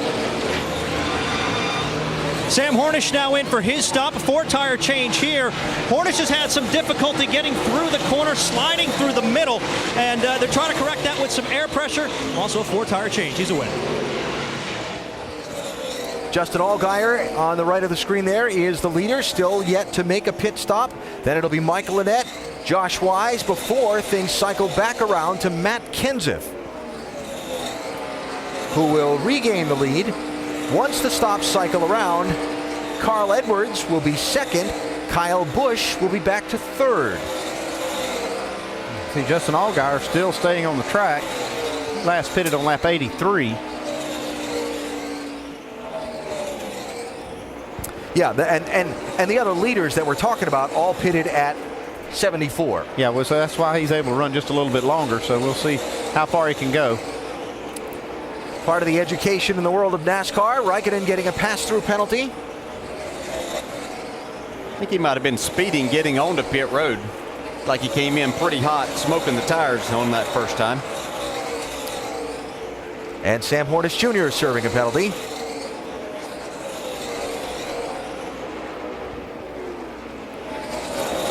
So that will hurt the former Indy 500 champ. Hornish's penalty was for a tire violation, an uncontrolled rear tire on his stop.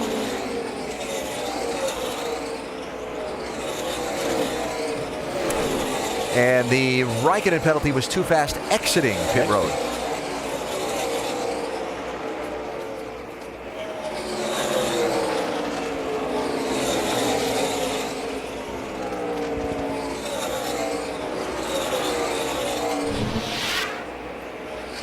Saw this just a little bit ago. Kyle Busch came up on Kimi Raikkonen here.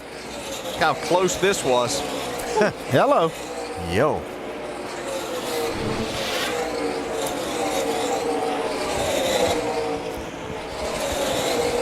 Justin Allgaier still out in front. Remember, he has yet to come to pit road to finish this cycle of stops.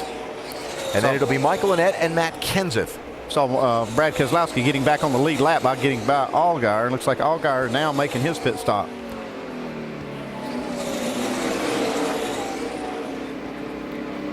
So Allgaier on pit road, handing the lead to Michael Annett.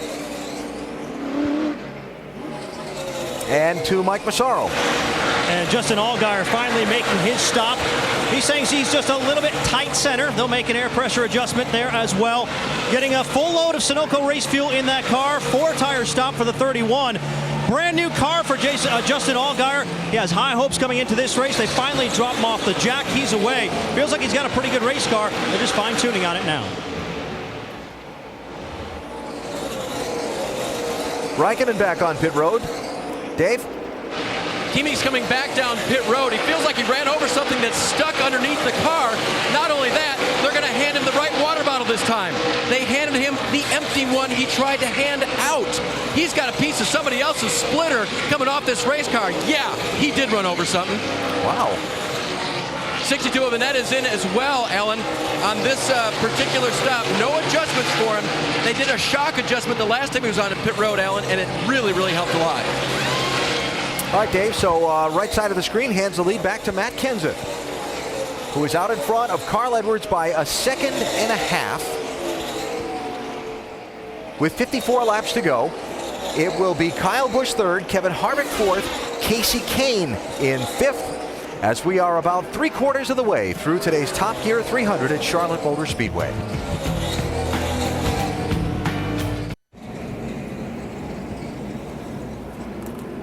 Aerial coverage from Charlotte today, provided by Goodyear. Everything Goodyear has learned making tires for the proving grounds of NASCAR inspires what they roll into yours. Goodyear, more driven. We are under caution with 51 laps to go today because of debris on the racetrack. Fifth yellow flag of the event came out just after a series of green flag pit stops had concluded. And now the pace car has the field gathered up behind it. Pit road has not yet been opened. On Thursday, June 23rd, they come from all walks of life, but we're taking them to the edge of civilization. From Mark Burnett, executive producer of Survivor, comes the most epic competition ever. It's Expedition Impossible. Series premiere Thursday, June 23rd, 9, 8 Central on ABC. So with the leaders having just been on pit road over a period of laps, and fuel for some in better shape than others to the finish. What do we see here, crew chief? Well, it looks like Matt Kenseth doesn't feel good about his fuel mileage. He's coming down for fuel. See, Kevin Harvick, you got to know the numbers before you can make that decision, Alan. It's if you can make it, you can, and if you can't, you just have to give that track position up and come down. And it looks like Matt Kenseth is going to have to do that along with some other leaders. Mike? Lots of debate on the radio between crew chief Chris Andrews and driver Matt Kenseth whether or not to take 4 or 2 tires. They took 2 tires early in the race, weren't real happy with it. They elect to go with 4 this time around. Shannon? Kevin Harvick is also going to go for 4 tires. They're also going to make a chassis adjustment. You saw that wrench in the back window and fuel to make it to the end. Dave? And Shannon, for the 6 car, Ricky Stenhouse, he said, let's not do anything crazy to try to win this. We got to get to the end of this with a top 5. So they'll change 4 tires, fill it full of fuel, and put him back out there in a situation he knows he can run to the end. Go, go. Oh, stop. Back up. Put that nut on. All right, little momentary hiccup there in the pit of last week's winner. Interesting situation here because of the caution coming out at the end of the cycle of green flag stops. The number of cars that were on the lead lap had been cut down a good bit. So we've only got 13 on the lead lap because not all the lead lap cars pitted. There's not going to be any wave arounds. So we've reduced the pool of potential competitors for some of these guys who came onto pit road, and only 4 cars ended up staying on the track that are on the lead lap. Yeah, it's going to be a big change, and actually it's going to be 14 now with Elliott Sadler going to get the free pass on that. So, and Eric Almirola, who made that green flag pit stop, we said if they cycled through, he'd be okay. He is on the lead lap. Interesting to see how it all plays out as we get down to the late stages of today's race in Charlotte. You're watching ESPN on ABC. It's the music in the rhyme of America. Time for the 5-hour Energy Rapid Recap. Been an interesting day here in Charlotte. Rouse Fenway Racing has done a lot of running up front. It's Carl Edwards, Matt Kenseth, and Ricky Stenhouse Jr. Kimi Raikkonen making his debut in the NASCAR Nationwide Series. Had an interesting day. Interesting is a good word for it, yes, but done a really good job on the racetrack. See the splitter that he ran over here. More on that coming up in a moment. Kyle Busch trying to tie Mark Martin, the all-time wins lead in the Nationwide Series. Anytime you can tie or break a Mark Martin record, you've done something. And Kyle has been one of those. In fact, Kyle has spent most of this race, more laps than anyone else in this race, out in front as we get set to go back racing with 47 laps to go.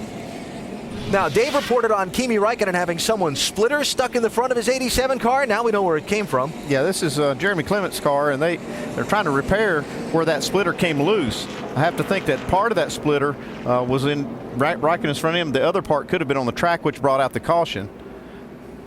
You see the 87 car right there on the back straightaway hits that big piece of that splitter. Had to come to pit road under green to get it off right here. That thing was stuck hard. And again, another piece of that splitter from the 51 car, the debris that caused this caution flag that we're under. Now, that sets up the big strategy that we just saw. Of the cars on the lead lap, and there were 13 of them, 9 of them pitted, 4 stayed out. Carl Edwards, Kyle Busch, Casey Kane, Jason Leffler did not pit here. Matt Kenseth first off pit road, got 4 fresh tires, restarting in 5th position. Not a bad spot. I mean, he knows he's got enough fuel. He's got 4 a little bit fresher tires. Not a whole lot of laps on Carl Edwards and the leaders that stayed out. But Matt's had about the best car all day. I think he might be able to drive his way to the lead. Well, it'll be key here in the very early stages not to let Carl and Kyle Busch get too far out front. So he's going to have to work this traffic pretty quickly. 46 laps to go when the green flag waves.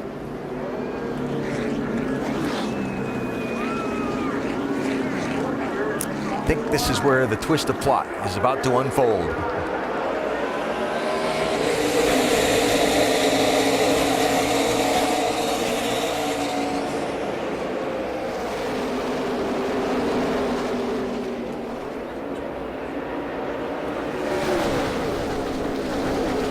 No, 3 wide back there. Here comes Kenseth on the charge, down to the inside, that blue and white car. Making it 3 wide on the inside. Kyle Busch trying the outside on Carl Edwards. Check out Harvick 3 wide on the outside. And look at Kenseth's car get a bite coming off the corner. Well, that was tight. And still side by side up front. See a little bit of smoke. Coming from one of the cars. Trouble. Who is it? Looks like it might be Harvick. There's a little contact coming off turn 4. This is for the lead right here, Kyle Busch. Carl Edwards does not want to let him clear him. Well, not much you can do about it, doesn't look like. I don't know. There's a little wiggle out of Kyle coming off 4. Yeah, Kyle really hanging tight on that high side. We haven't seen anybody be able to do this yet today. Harvick off the pace will be headed to pit road while we watch the side-by-side race for the lead. Look at Kyle Busch sail that thing off into turn 1. I don't think he's cracked the throttle yet since the restart. No, but Carl's drove into my door there, Billy. Still trying to keep it to the inside. He doesn't want to give Kyle Busch that spot.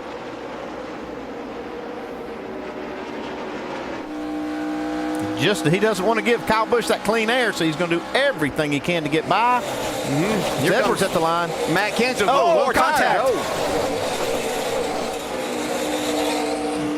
There's a little purpose to that move when you're that inside car. If you can force that guy to get out of the throttle on that high side, but I don't think Kyle backed off a bit. How about the guy right behind him? Here comes Kenseth. I know one thing. I think the temperature just went up a little bit in this race. Edwards gets clear. Here comes Kenseth.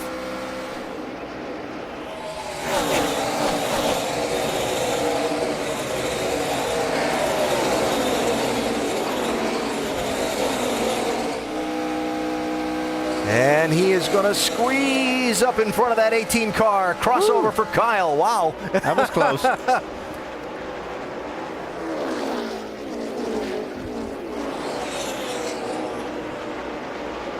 Not giving in.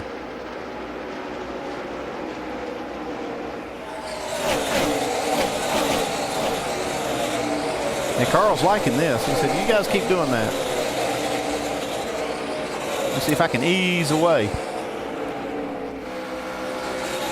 Big run there by Kenseth off 2. He's cleared for second. That's bad news for Carl Edwards. That's Jason Leffler, who's crawled into the picture in 4th spot. Remember, he was 28th earlier in the day after a penalty on pit road. And we talked about how he passed so many cars to get back up in the top 10 relatively quick after that penalty. He does have a great car. I'm talking about Jason Leffler in the 38. This is for 8th, 9th, and 10th you were looking at there with Keselowski, Wallace, and Scott a little farther back, Almirola, Allgaier. Justin Allgaier not on the lead lap, trapped after the green flag pit stop a little bit ago, and then the caution coming out pretty quickly after that. Here's somebody we haven't talked about in a little while, Casey Kane in the 30s, starting to creep a little closer in. One of the guys that did not pit on that last caution. He was up in 3rd for the restart. He's fallen back to 5th.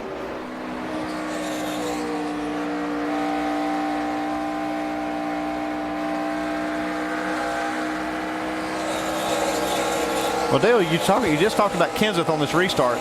Didn't want to give up too much distance, but he has really kind of closed it on Carl, but he can't get any farther than where he is now in 2nd. See, Harvick now, he's down a lap after that contact they had on that restart. You heard the radio from Kevin saying thought he'd gotten hit by somebody in the left front. Who was it? They just drove into his door there. It was Casey Kane in the 30.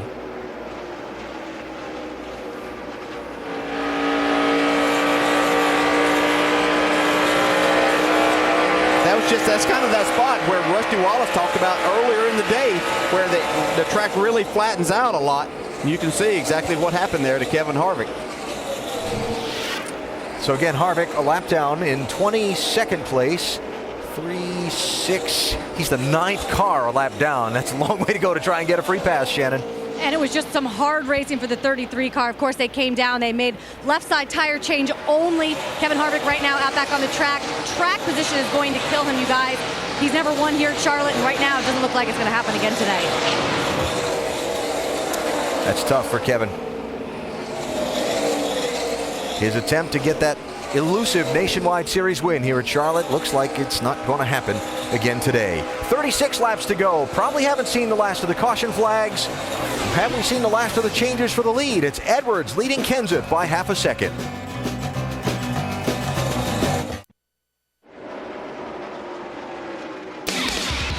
ESPN's coverage of the NASCAR Nationwide Series on ABC. Brought to you by all new Top Gear this summer on History. And iZod, the official apparel sponsor of the iZod IndyCar Series. And it is a busy motorsports calendar as we take a look from Charlotte Motor Speedway. The Indianapolis 500 telecast presented by GoDaddy.com, Sunday, 11 a.m. Eastern. That is on ABC. Then NASCAR Now, presented by Shell Nitrogen, Monday, 6:30 Eastern on ESPN2. Next weekend is the NASCAR Nationwide Series at Chicago, Saturday, 7:30 Eastern on ESPN. Also next weekend, NHRA is in action. Super Nationals qualifying Saturday at 5:30 Eastern on ESPN2. And then the finals are Sunday, the 5th of June, 4:30 Eastern on ESPN2. Here in Charlotte, Carl Edwards leads the way. He's been out front for 37 laps today.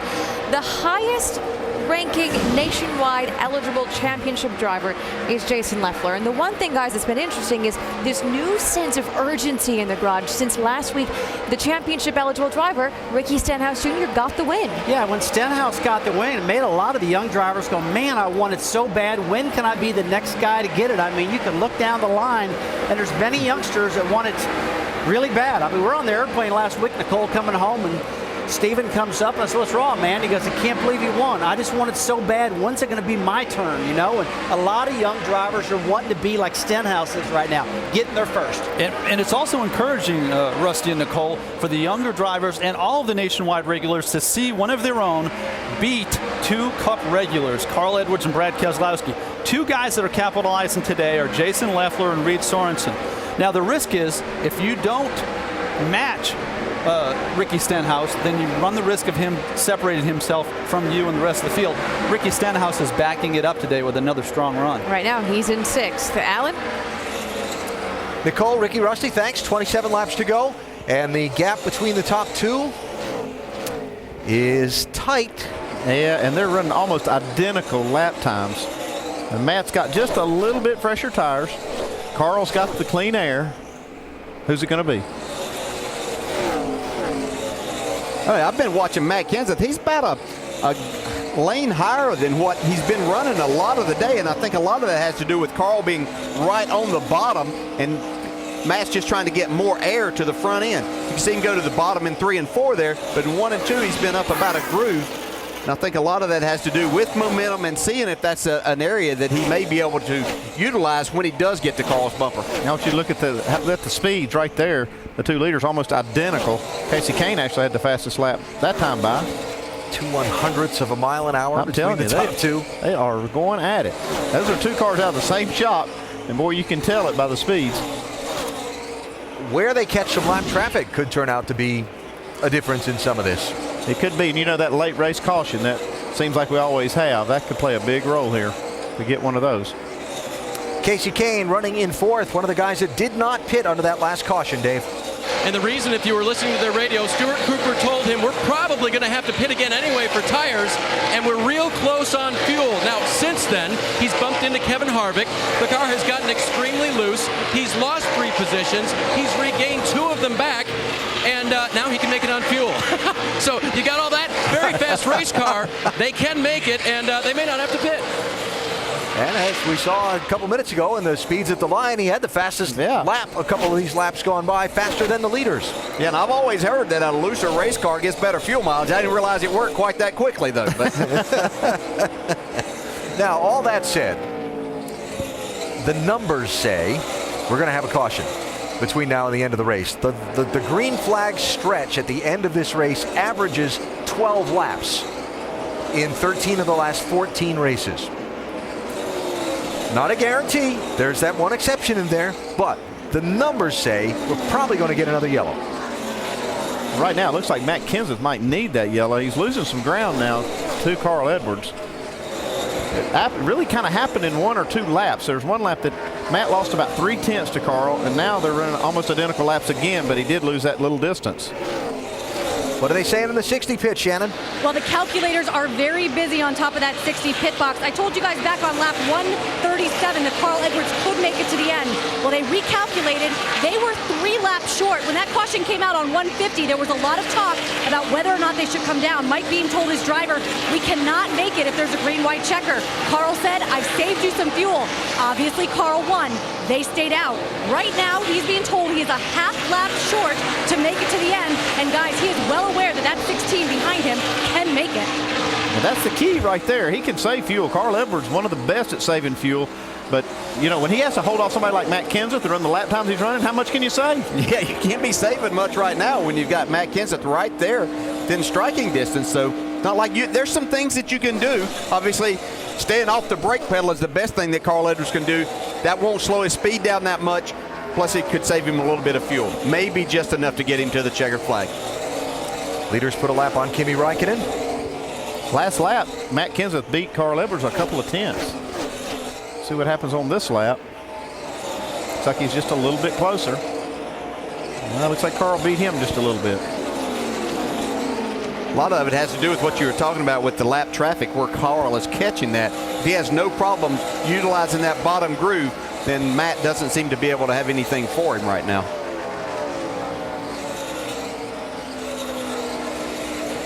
Yeah, the best thing Matt can do is just try to put as much pressure on Carl as he can. Because Matt has plenty of fuel. He's not no issues at all about making it to the end. Where Carl has some worries. There is always a cost for horsepower. Absolutely, yeah. But I was always you give me that horsepower, I'll figure out a way to save as much fuel as I can. I'd rather have it than not. And, you know, I mentioned those trends. That's something that the crew chiefs and the team engineers take into account as they're planning their strategy on a call like the last one to leave Carl Edwards out there. Well, the numbers tell us we're probably going to have another caution in this race. Yeah, the only thing that I would go against a little bit of that today is we've seen these cars be spread out quite a bit today. We haven't actually seen an accident per se. So they have the handle down on them quite a bit. Unless something just comes off of a car or we have another engine expire, then yeah, I don't see anything really brewing. There's not a lot of what you call risky situations I see brewing, but the numbers say that there'll be a caution before the end of the race. We're getting down to it. It's 17 to go. Saw Trevor Bayne up on the 16-team pit box. Plan for him to return to that car in the Nationwide Series race next Saturday night from Chicagoland Speedway. Driver to win in this car was Mr. Kenseth. I think he's shown over time he's pretty good at this racing thing. Yeah, I think so. Well, Trevor definitely has to be. Let me know what's going on there. I couldn't know what you were saying. Trevor would have to be encouraged that his team is at this point capable of going and winning, has the cars and the engines to make it all happen. So I know he'll look forward to, just as we'll look forward to seeing him back in there at Chicago next Saturday night. Here's a race for the final position in the top 5 at the end of the race. Stenhouse, you're riding on board with, trying to chase down Jason Leffler, Dave. Alan, he took on 4 tires the last time and has driven from 12th up to that 6th position. The car is loose, but it's very, very fast and really, really good on fuel. Do you think if some guys stopped, if we get another caution, he might stay out and be in the catbird seat? Wow, somebody's going to try it. Yeah, it's going to be interesting. I think it'll be more than a couple will stay out if we do get a late race caution. Got just 13 cars on the lead lap at this point as Stenhouse goes after Leffler for that spot and picks up the number 5 position. Yeah, I'd have to say that Stenhouse may be saying, okay, let this thing play out. The only car in front of me that stopped a while ago is Matt Kenseth, my teammate. So let's play it out and see if those other guys do have enough fuel. And he's got a top 5 in the bank if everybody makes it. And that's just what he said he needed for a good solid finish today, be in the top 5. And he would have the point lead. He's in the point lead now as they run. So Dale, we know that Carl Edwards is one of the best at saving fuel inside the race car while maintaining speed. But that's got to be an uncomfortable position as a driver when the crew chief comes across and says, well, we might be a little short. Well, the good thing is I think that Carl was aware of this situation early enough that he could have saved fuel under caution and even before we started in on the very part of this. But you can see Matt Kenseth closed in right now, so he's had time to save some fuel. Is it enough? Well, one thing I'm seeing right now, Dale, is this track is changing a lot. We're seeing a lot more sun on it. I'm not sure that that's not playing into Matt Kenseth's hands right now. Because his car has been good when the track has been slick, and it's getting, like I said, that sun's making it a little slicker. It's like Carl's got his hands full.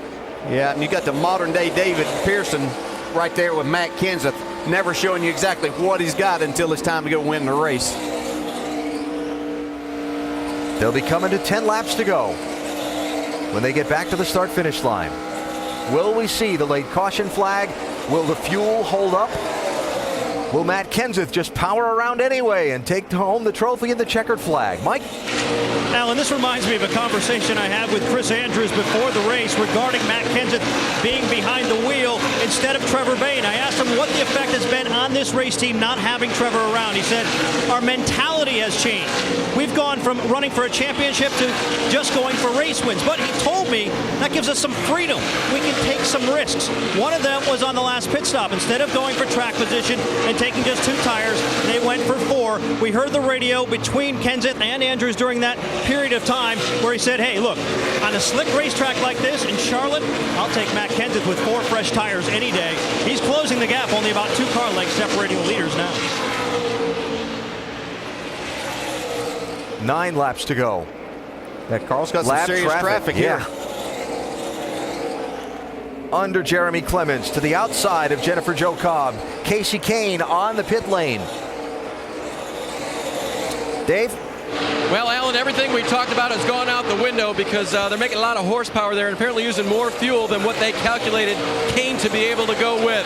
So they will give it a splash of fuel. They're also going to change right side tires as long as they're in here and send them back out. Ouch. Yeah, I'd say that's a miscue right there. They just didn't calculate that fuel right. Now they're out. This is going to cost them a ton.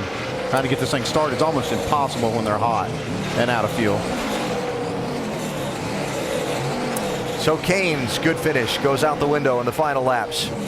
And we go back to the race for the lead, coming to 7 laps to go. These two are still going to encounter some traffic, some lap traffic, so that could play a big part into what's going to happen.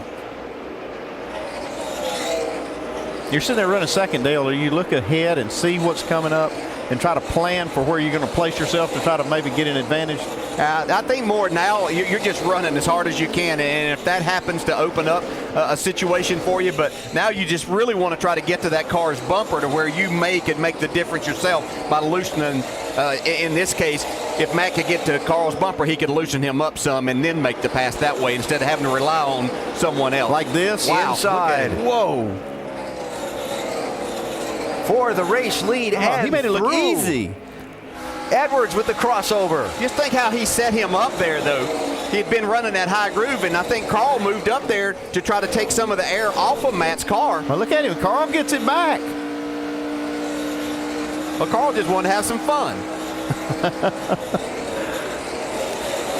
How about this? That is Joey Logano in that 20. They're coming up to put a lap down. One of the guys we thought would contend for the win in this race. Yeah, this won't be a car that they'll just blow right by, so this could be a factor in the finish. Only 5 to go.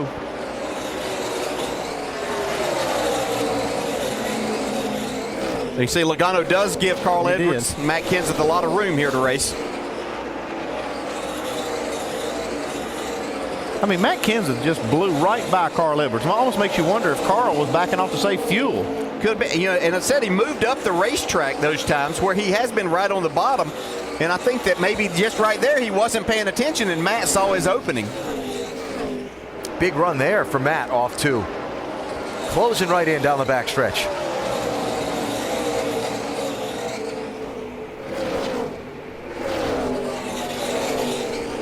Comes Kenseth again. Big run. More traffic ahead. 3 laps to go. Carl opens up that door again on the bottom side. And there it goes Kenseth again, making it look easy. Now, last time Carl was able to cross over. This time, Matt's not going to give it to the infield to cross over that time. Matt went the whole way to the bottom. New leader, Matt Kenseth. Carl almost hitting the wall. Yeah, I wonder if his car is running out of fuel, maybe stumbling a little bit right here. Could be. Yeah, he's losing a lot of ground now to Matt.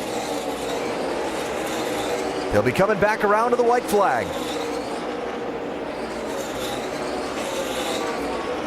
Matt Kenseth only named to drive this 16 car earlier this week when it was decided to hold Trevor Bayne, black shirt right of your screen, out for another week just to play it safe. An abundance of caution, as Roush Fenway Racing expressed it.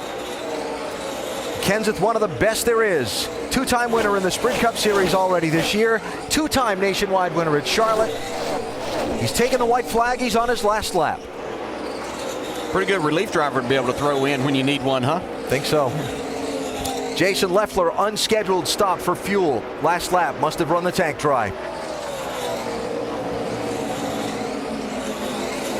Ain't over, we'll get there. There we go.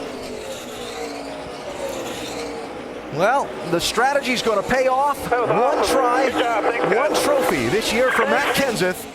Checkered flag in his first Nationwide Series start of the year. Matt Kenseth wins today at Charlotte. Good job, fellas. That was awesome. I didn't think I was going to get him there.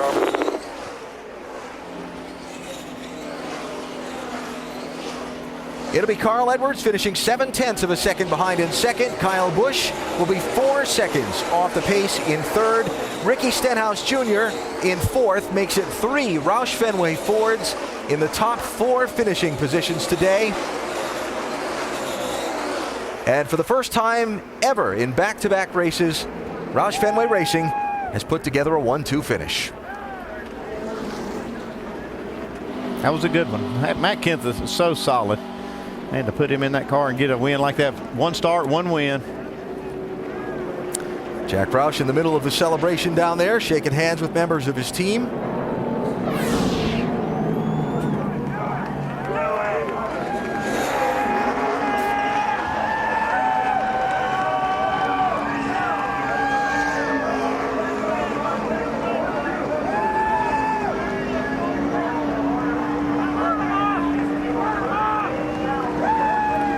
I noticed, by the way, he didn't try to slide it down through the grass for the celebration.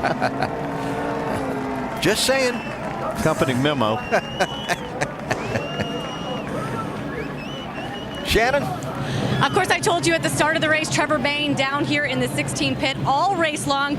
Obviously, you just watched your car go to victory lane. I know you can't wait to get back in it. What are your thoughts right now, Trevor? That's nerve-wracking for those guys up there when they have no control those last few laps. So I feel for them all the time when I'm out there, but this is awesome for this team and everybody at Roush Fenway. I mean, I think almost every single one of their cars in their organization has won this year, including the 16 nationwide car now.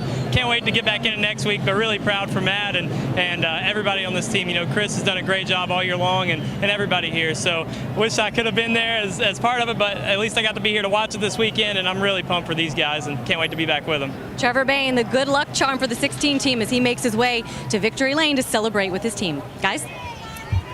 Jack Roush has now scored his 11th win here, most of all team owners in the Nationwide Series, but it's been a while, 17 races. The Cat in the Hat and his driver Matt Kenseth are headed to victory lane. We'll be there with him in a minute.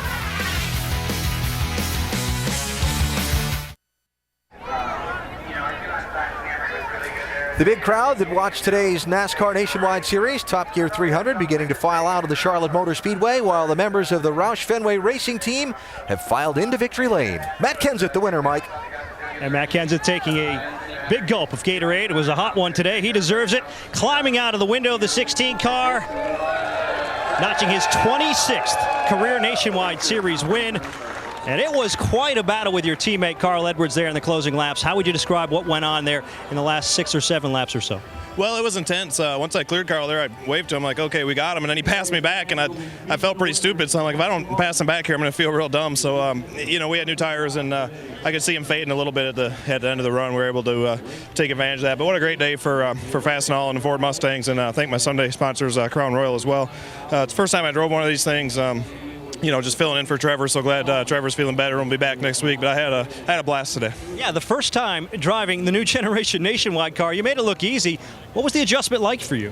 Well, it really wasn't easy, but the cars are really fast, and you know, it feels pretty good to beat Carl. I mean, he's really you know, one of the best out there every Sunday and Saturday, and you know, when you can beat him at the game, you know that you had a good day. So these guys did a great job, made good adjustments, and you know, got it to drive pretty good for me. You mentioned Trevor Bayne. Obviously, the mentality of this team at the beginning of the season was to be able to run for a championship. What do you think this victory means for them right now? Well, I mean, I think it's great. I mean, being a driver, if it was me, I'd hate to get into the next week after somebody wins in a way, but another way, he knows he has fast cars. He's ran real good in the beginning of the year before he got out, and it'll be fun for them guys to go to Chicago. It's nice because the whole team gets some morale and some momentum and ready to go. They had to skip last week, so to get back to the track and be able to win a race, I think will be great for Trevor and great for this team. Congratulations. Thank you. Quite a run for Roush Fenway Racing, Alan. They've won just about everything there is to win over the last week or so. And a great run for Matt Kenseth, coming off the fight with his teammate Carl Edwards and giving that 16 team a little boost after the disappointment of losing out on their chance to race for the championship this year. Final results in today's race, 3 Roush Fenway Fords in the top 4. Yeah, you see Stephen Wallace comes back for a top 10 finish, solidly in 7th.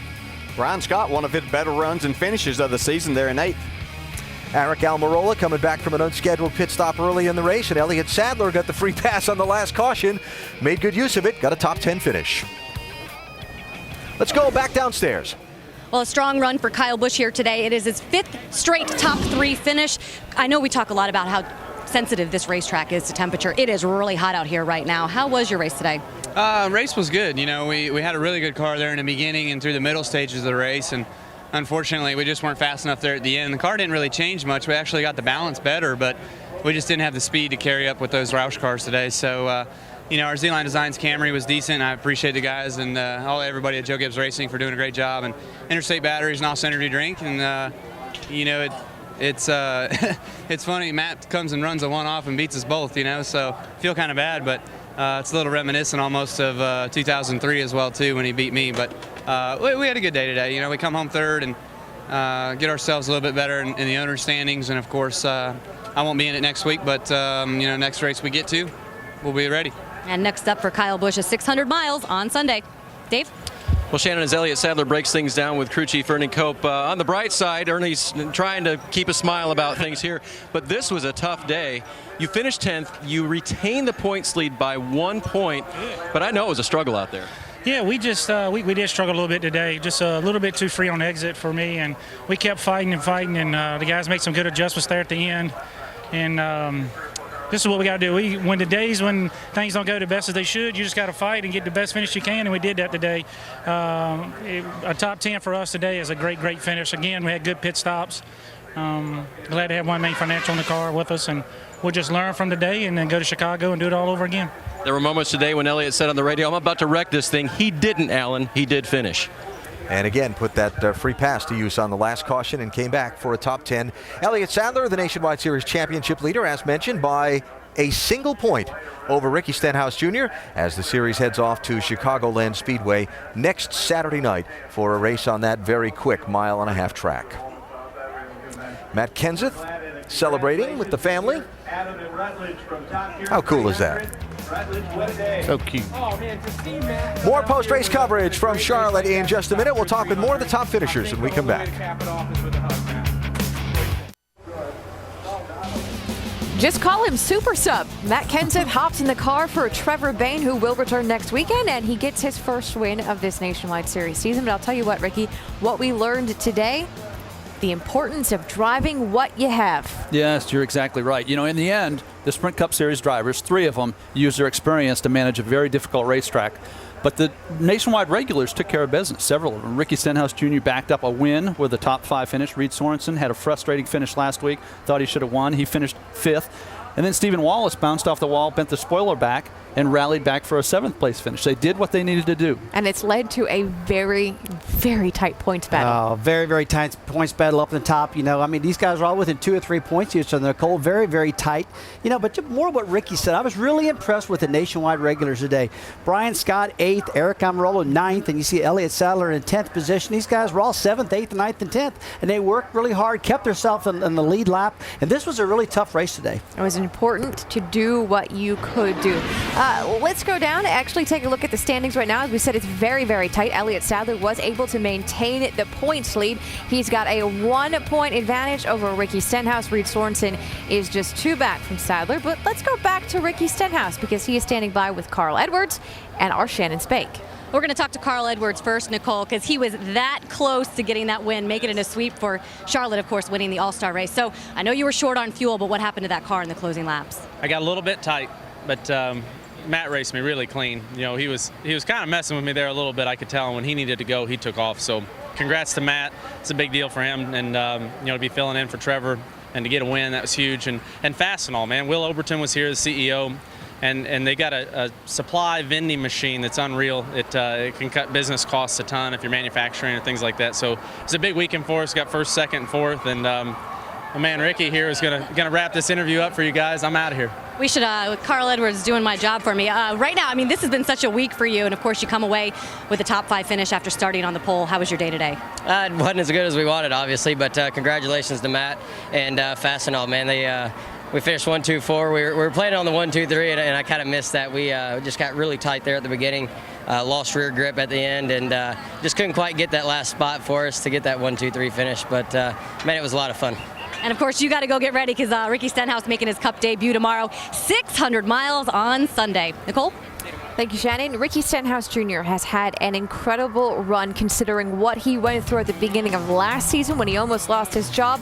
Take a look at his last 6 Nationwide Series finishes, coming off 3 now straight top 5s with the win and 2 4th places. Let's go back downstairs. Mike Massaro, what do you have? Nicole, we put a graphic on the screen a few moments ago regarding the current standings. One guy who was real curious was Justin Allgaier. Wanted to know where things stood now. You lost a couple of points today, but overall a pretty solid effort. 13th overall. How would you describe the afternoon? It was an eventful afternoon for sure. We didn't really get the Sim Product Chevy where we wanted it to be at the other day in practice, and we thought we'd made some gains. And during some runs of the race, the car was really good. Excuse me, but on other runs, it just wasn't where we needed to be at. So we tried some pit strategy. Unfortunately, the caution came out when we didn't need it to. So frustrating race, but we didn't lose too many points. And the good thing was we got to announce the Nationwide Insurance Ask for Cash program this week. I got to meet a little guy named Peyton at an MDA event earlier this week, and he got to come hang out with us at the racetrack. So all in all, it was a great week, and we're going to Illinois, so it's going home for me. So great week, and it's Memorial Weekend, so you gotta definitely thank all the veterans out there, and I don't know, on to Chicago. We're forgetting about this one. Justin Allgaier brings it home 13th. Shannon? Another week, Reed Sorensen, another top 5 finish for the 32 team. Talk about consistency. This team right now running for a championship. Where are you guys right now as far as that consistency?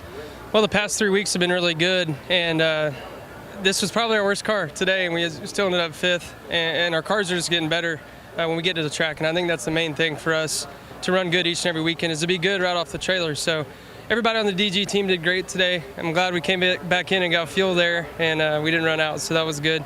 But our car was decent all day. It just seems like anytime we made our car better, everybody else did too. So we were a little bit off, but all in all, a good day for us, good points day, and the momentum the past 3 weeks has been real good for us. We talk about these 1.5 mile tracks, these intermediate tracks really being the bulk of our schedule.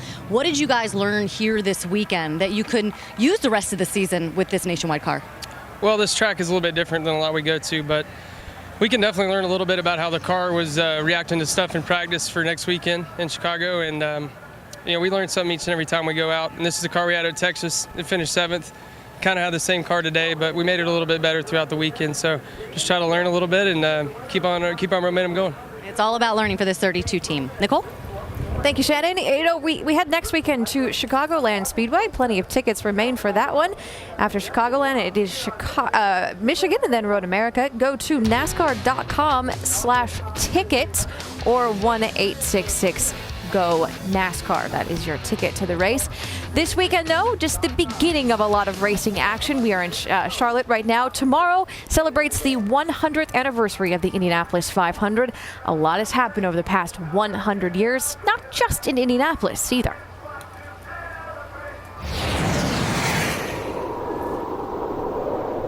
Ray Haroon takes the lead in the first Indianapolis 500-mile race. The only thing we have to fear is fear itself. Gentlemen, start your engine. Ask not what your country can do for you. Ask what you can do for your country. A.J. Foyt, winner of the Golden Anniversary 500-mile race.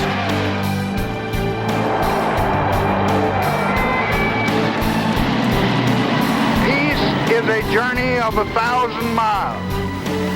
And it must be taken one step at a time. Eagle looking great. You're go. Liftoff on Apollo 11. It's one small step for man, one giant leap for mankind. Mario Andretti, winner of the 1969 500-mile race. We have every right to dream heroic dreams. Those who say that we're in a time when there are no heroes, they just don't know where to look. The 1986 Indianapolis 500 champion, Bobby Rahal. There is nothing wrong with America that cannot be cured by what is right with America. I believe that's the closest finish in Indy history. You just don't know what Indy means. I can hear you. The rest of the world hears you. 187 men have done it. Never a woman until today. Danica Patrick brings it. If there is anyone out there who still doubts that America is a place where all things are possible, tonight is your answer.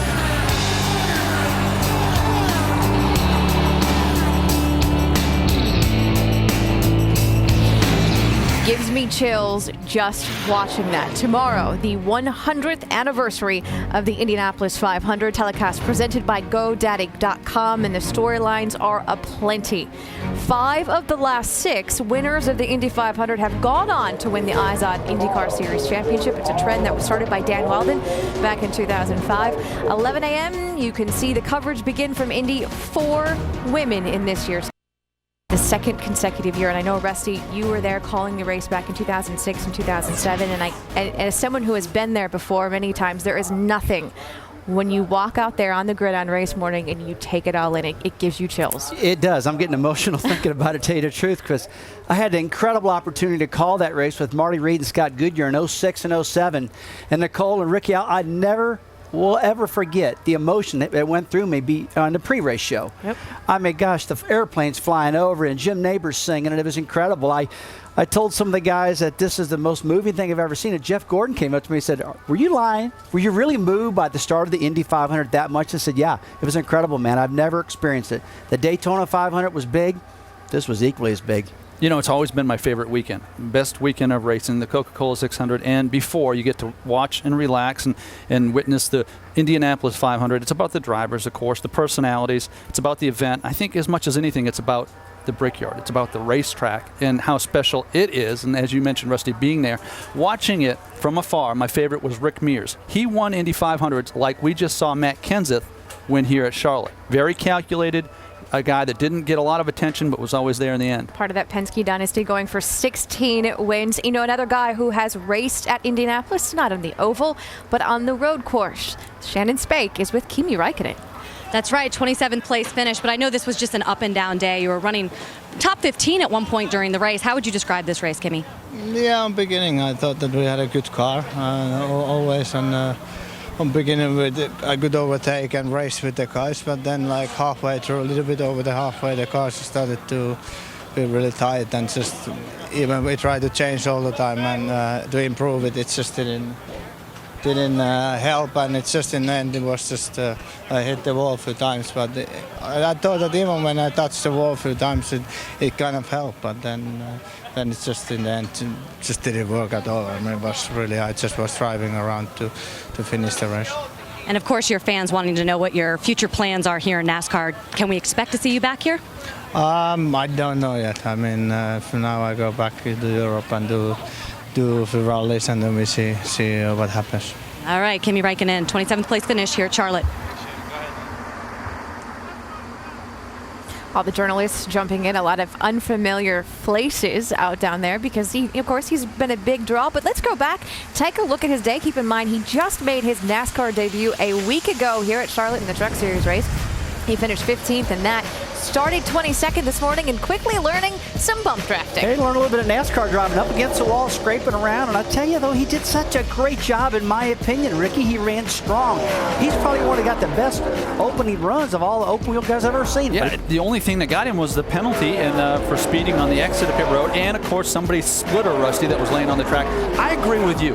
I know how difficult this is. He comes into this with no experience. He learns to manage a new car, manage traffic. He adapts to all the things that make up NASCAR racing. Very impressed. I don't think we're talking enough about how good he ran his first time out. This was an incredible run where he qualified and how fast he ran and where he ran during the race. I was just going to say he finished 27th, but that is probably not indicative of how well he ran today. Alan?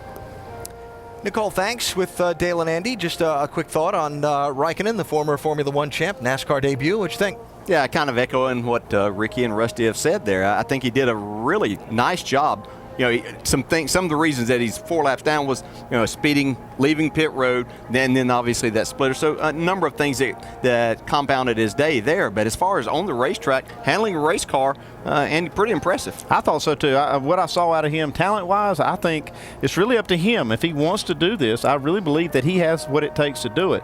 It's got to be a lot different though. Coming over from those open-wheel cars, you can see sweat off his brow. These are hot cars to drive. They're hard to drive and physical. So I think he did a good job. I'm very impressed with his debut so far, and it's going to be interesting to see what he can do in the future.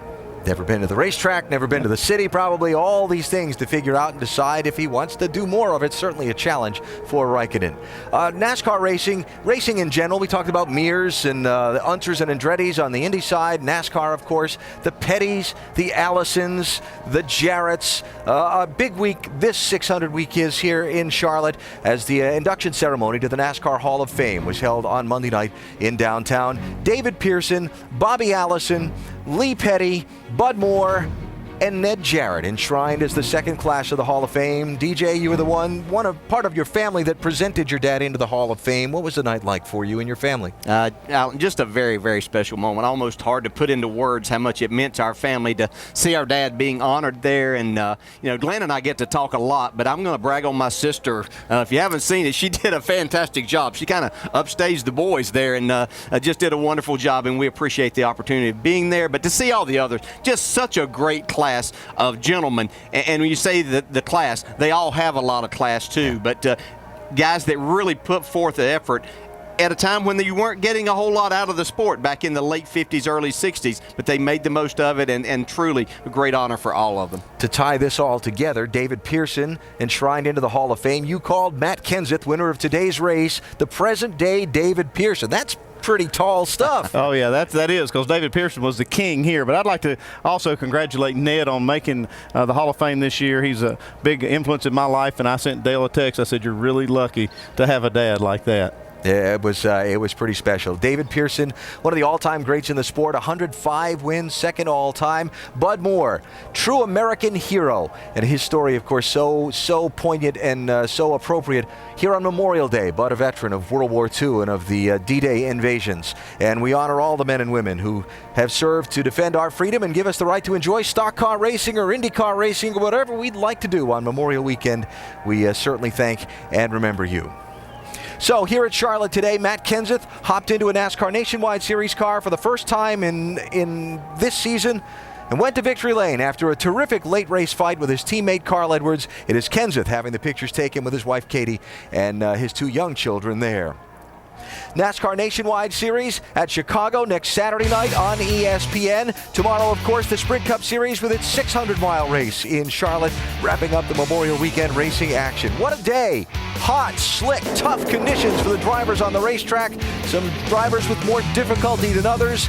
Up front, a terrific fight for the win between 2 of the sport's best. And a big crowd saw Matt Kenseth go by Carl Edwards and take the checkered flag in the Top Gear 300. Thanks for watching ESPN on ABC.